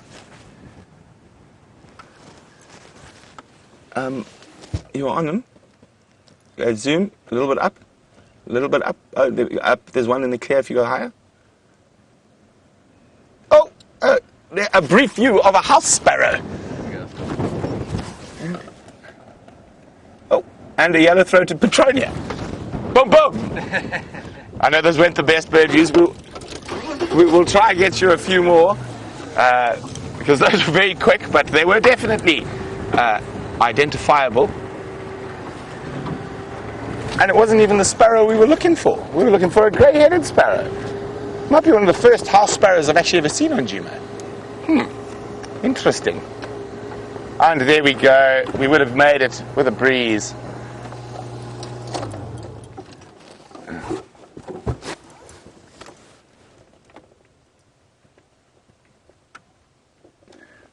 There's a Burchell's starling. Now, because it begins with B, Justin is wondering, what do we think would be a good theme song for the killer bees? Brian? I don't... Airwolf! I was actually thinking the same thing. That is incredible. I was also thinking Airwolf. Oh, no, that's not Airwolf. That's 18. I was thinking Airwolf. Or, since we have a bebop, the beatbox, could even make our own theme song, an original. So there we go. There's something to work on. So we are coming to the end of a somewhat quiet but highly fun sunrise safari. But we will be again on the sunset safari. So the lions have been found, unfortunately, in Buffalo Tinganas and Torchwood. And there was one elephant bull on Cheat Plains. So it has been a quiet morning, and this hot, windy weather will do that. But hopefully the heat will bring all the elephants towards the waterhole, so we'll have many elephants to see on the sunset safari, and hopefully lots of other creatures. Karula could still be around, so we're definitely going to look for her. But now, from the Killer Bees and the rest of the Safari Live crew, and of course the Thumb, we'll see you a little later.